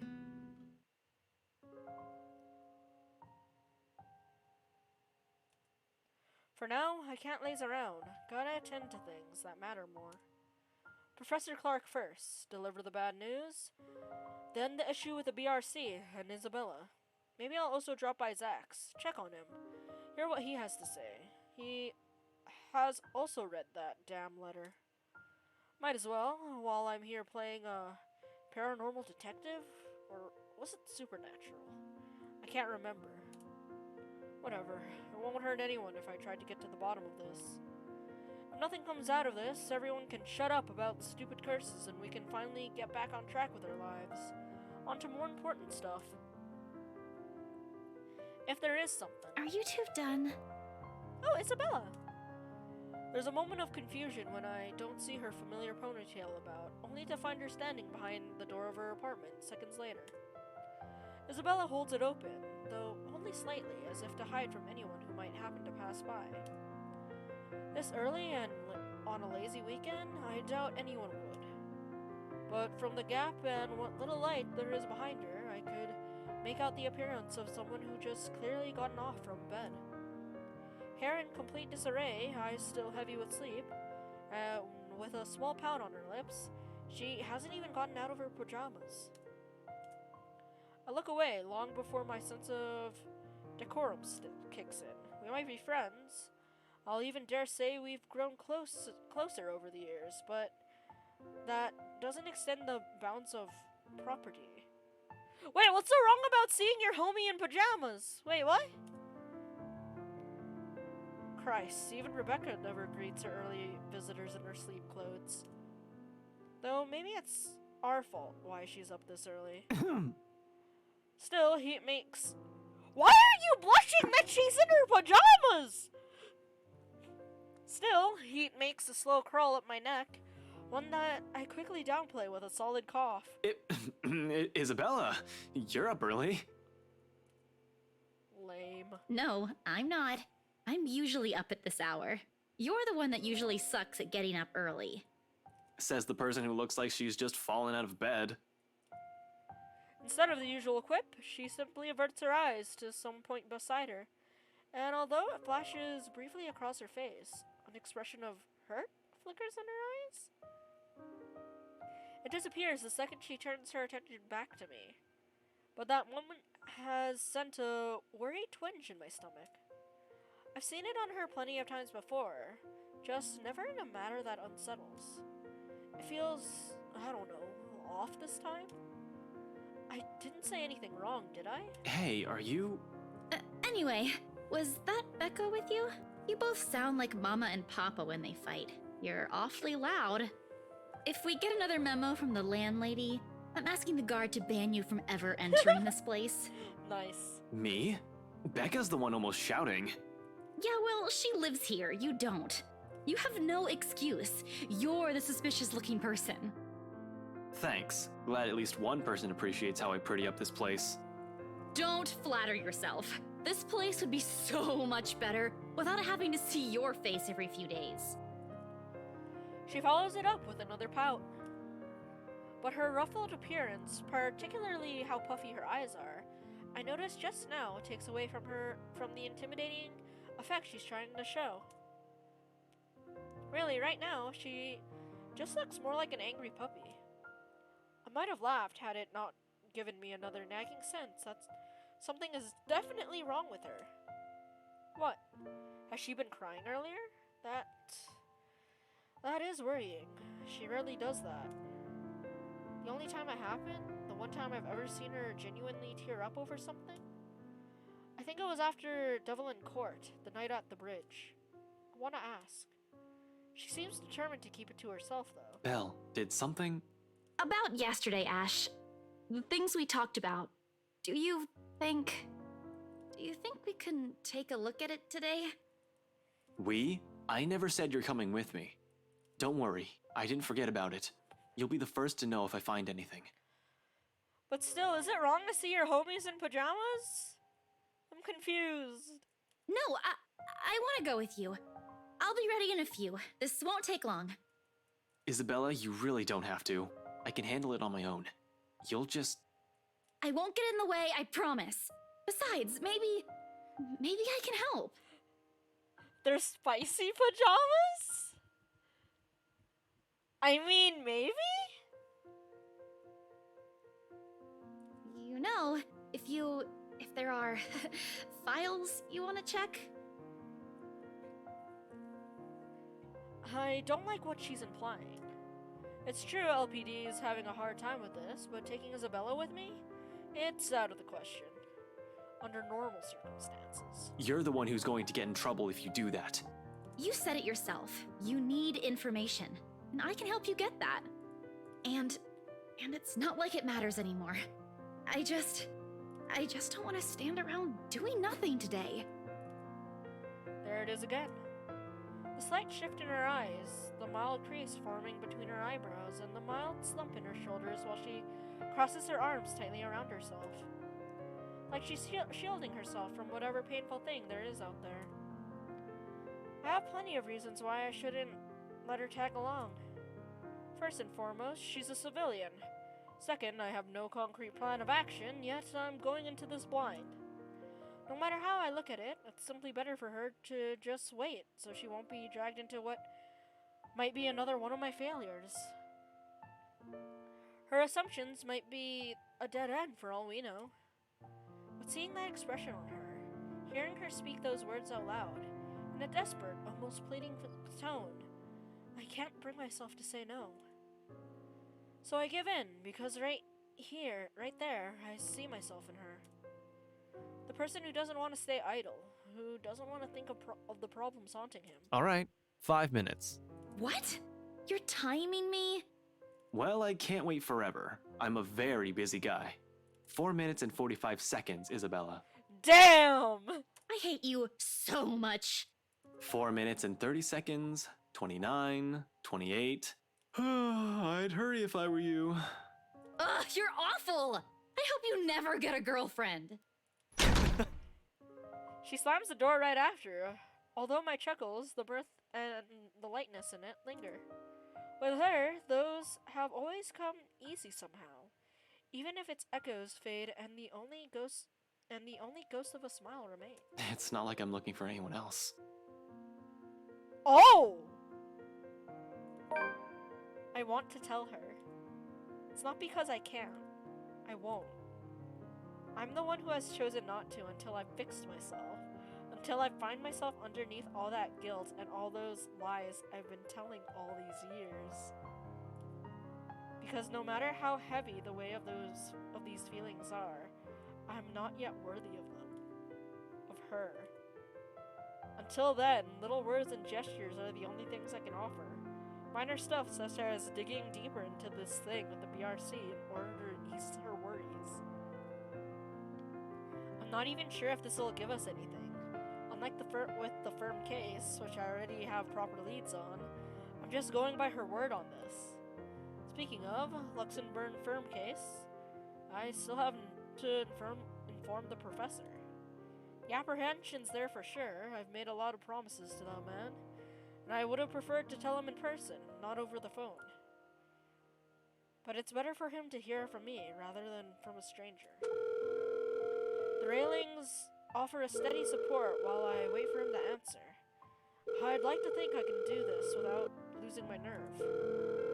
My grip on the bars surely tightens though once the call connects. Ashton! Not running today, Professor? He's usually at the park on late Saturday mornings, as long as it isn't raining cats and dogs. Keeps him young and healthy, he says, and he's certainly fit for a man his age with a sedentary job. Oh no, not today.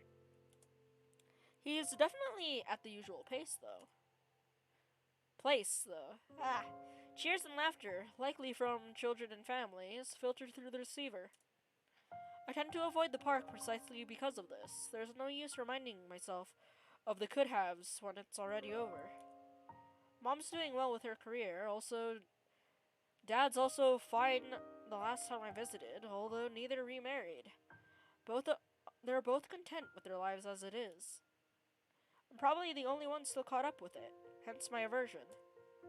But all in all, it's still a pleasant sight to see. If you're the kind who takes joy in such sights, like Professor Clark does. Just thought I'd enjoy the nice weather before it takes a turn for the norm again. And to what do I owe the pleasure? The guy certainly seems happy right now, in any case. I almost don't want to break the news to him. But it's better to get this off quick, as long as he doesn't shoot the messenger. He's not the type, however. Long-held resentment can change a person, even someone as mild-mannered as the professor. I was hoping to talk to you about the case. I suppose I'm just the downer today. As soon as I say the words, he pauses and the lightness of his voice is gone in an instant. Every time we've talked about this in the past, he does that. He's probably trying to gauge the situation based on the tone of my voice. Perhaps it's a good thing I'm delivering this news through the phone. Who knows what he'll see in my face and my mannerisms. The art of keen observation, I learned it from the man. He's probably already has an idea what this might be about, from my manner of speaking alone. You aren't in trouble, are you? For a second, I hesitate, looking at the dirt beneath my shoes. But I manage, eventually, after a long, ragged draw of a breath. I pick up where I left off, though still fumbling with my words. Well, I'm in a bit of trouble, if you can call it that. Ashton! He only assumes that tone when there's a reprimand at his heels. But I'm not in danger or anything. You've said that same excuse a million times before, Detective Inspector. That exhausted rasp in your voice tells a different story. It's nothing like what you're thinking. Don't worry. I was taken off the Luxborn firm case. I expect anger, frustration, maybe even disappointment. But all he gives me is a small sigh of relief. Is that so? Well, at least you aren't in danger. Liz wouldn't be too happy if she heard you right now. Liz. Aunt Liz, she insisted I call her, his late wife. A sweet-tempered woman by so many standards. They were never blessed with kids and contented herself with simply managing their bakery. But she's the closest I had to a mom in the few years I had known her, the professor too. In the absence of my own parents in my life, the two filled the ache their divorce left in me. Believe me, you'd get an earful. You don't want to show up at her doorstep looking like you haven't slept a wink either.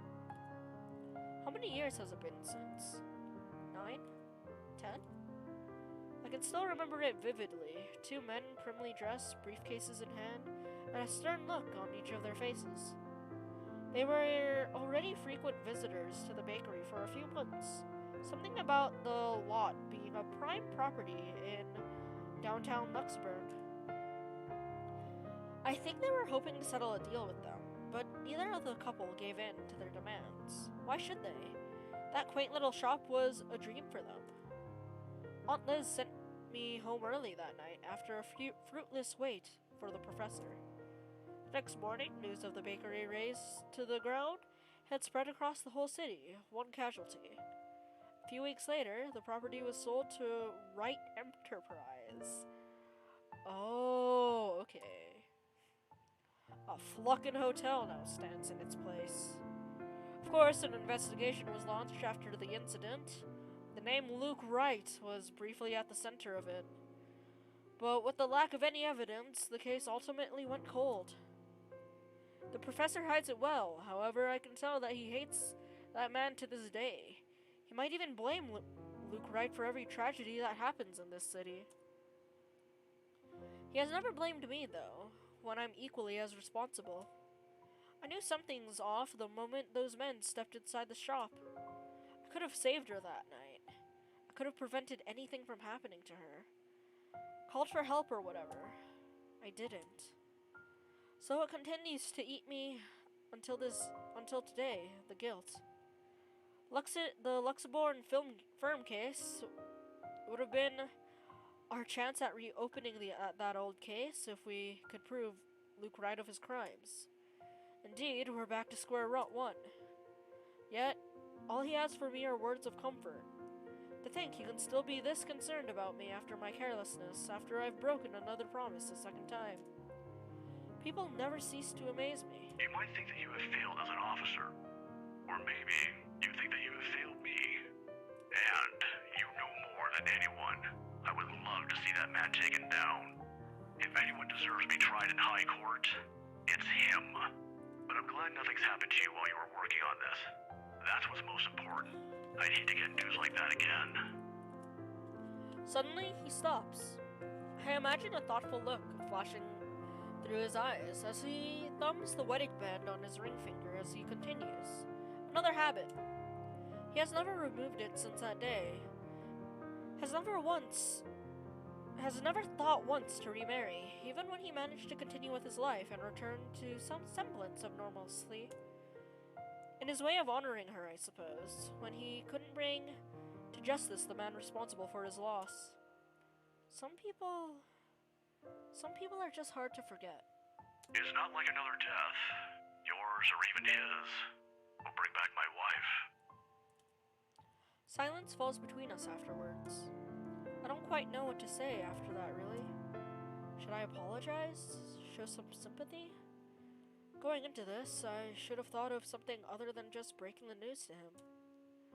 As it seems the only thing we can do is to feel sorry for each other's misfortunes. I apologize too, for putting you up to this. On another occasion, under different circumstances, I might have accepted that, but... You didn't have to, but you've already done more than any officer who has investigated this. So don't worry about this, old man. I know your department's people all have their hands full recently too. What with the upsetting news we've been getting as of late. Deaths almost every day. I'm not entirely sure if that has anything to do with the other. It seems too big even for someone like him. But if this is that man's doing... Professor, please. Maybe if things around me haven't started going beyond my control, the letter, the mansion, the supposed curse behind those, I'd still be quick to blame it all on the bastard too. But as much as I want to keep holding him responsible for it, to add another to his list of sins, it might not be the case.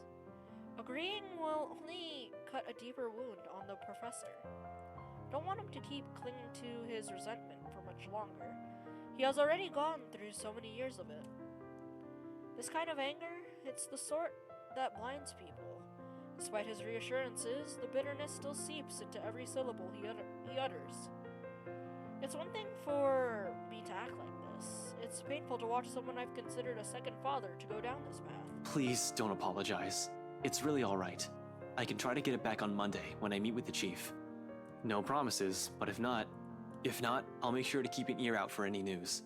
Chief said he's passing it on to a senior officer. I should be able to catch a few tidbits every once in a while. But I swear I won't just give up on this. I'll do everything in my power to get Aunt Liz's case reopened for you. Promises again. A bad habit at this point. Wish I could do more for him. All this time, I've prided myself over being the one to always know. Because suddenly, aside from the right and the murders plaguing the city, I have ghosts and curses to worry about. Things that are completely out of my depth. Professor Clark's right in some way. Things would be much easier if we just blame Luke Wright for all of this. At least finding evidence would be a breeze, and I'd be all too happy to put him in a place he belongs. Although if he wants in any way, also complicit to what's happening, legalities have my hands tied. Maybe that's my fault.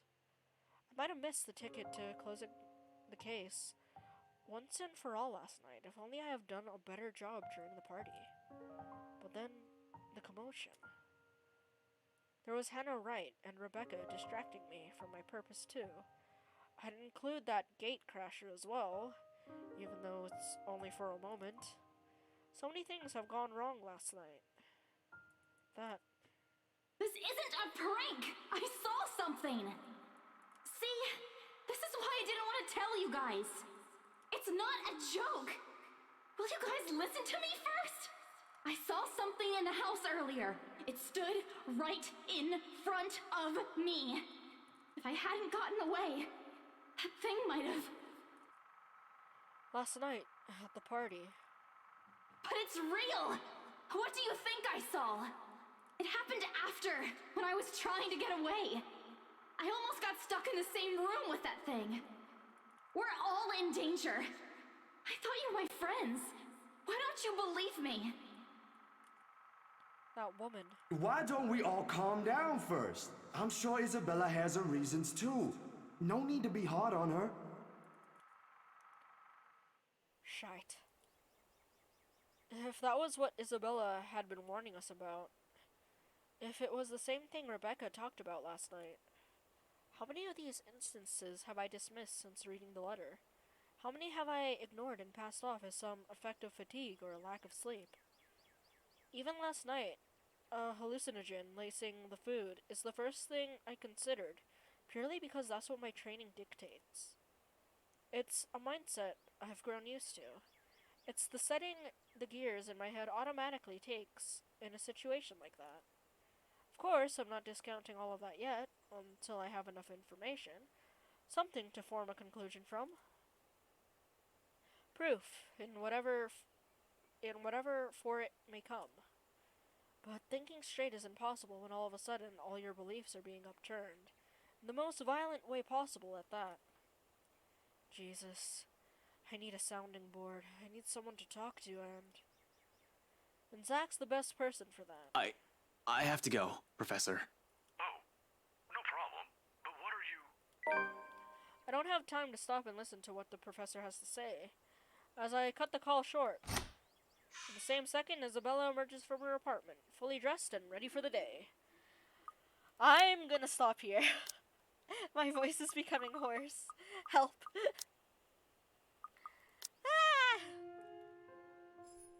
Yeah, the time when the call reset. I think it's because we hopped into different different thingies.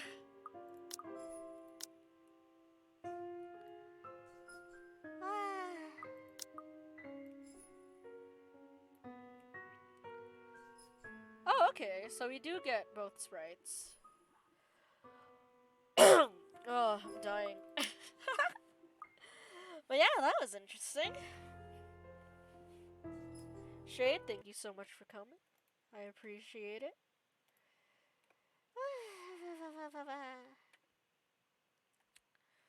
And yeah.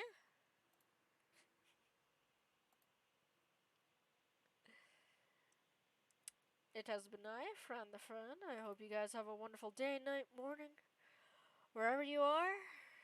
And hopefully we can get down to the bottom of this. Finally finish this off, maybe. Even though there's still like a whole other chapter. Cry. Thanks, Shade. I hope you enjoy the rest of your night as well. I didn't mean to! And she was Scottish! I didn't know if it was gonna do the, oh, the ghost locked all the doors trope, or the you always die if you go upstairs trope. Okay? I didn't know. But yeah. Oh, big stretch. Is there anyone I am willing to raid? Damn it! Everyone has like other people with them. I can't raid people if they have friendos. Yeah, I'm calling it here then. Thank you guys so much for joining. I hope you guys have a wonderful day, night, morning, wherever you are, and hopefully my throat is not that dead. But yeah. Please take care, and that's it for me. Boop! I didn't boop.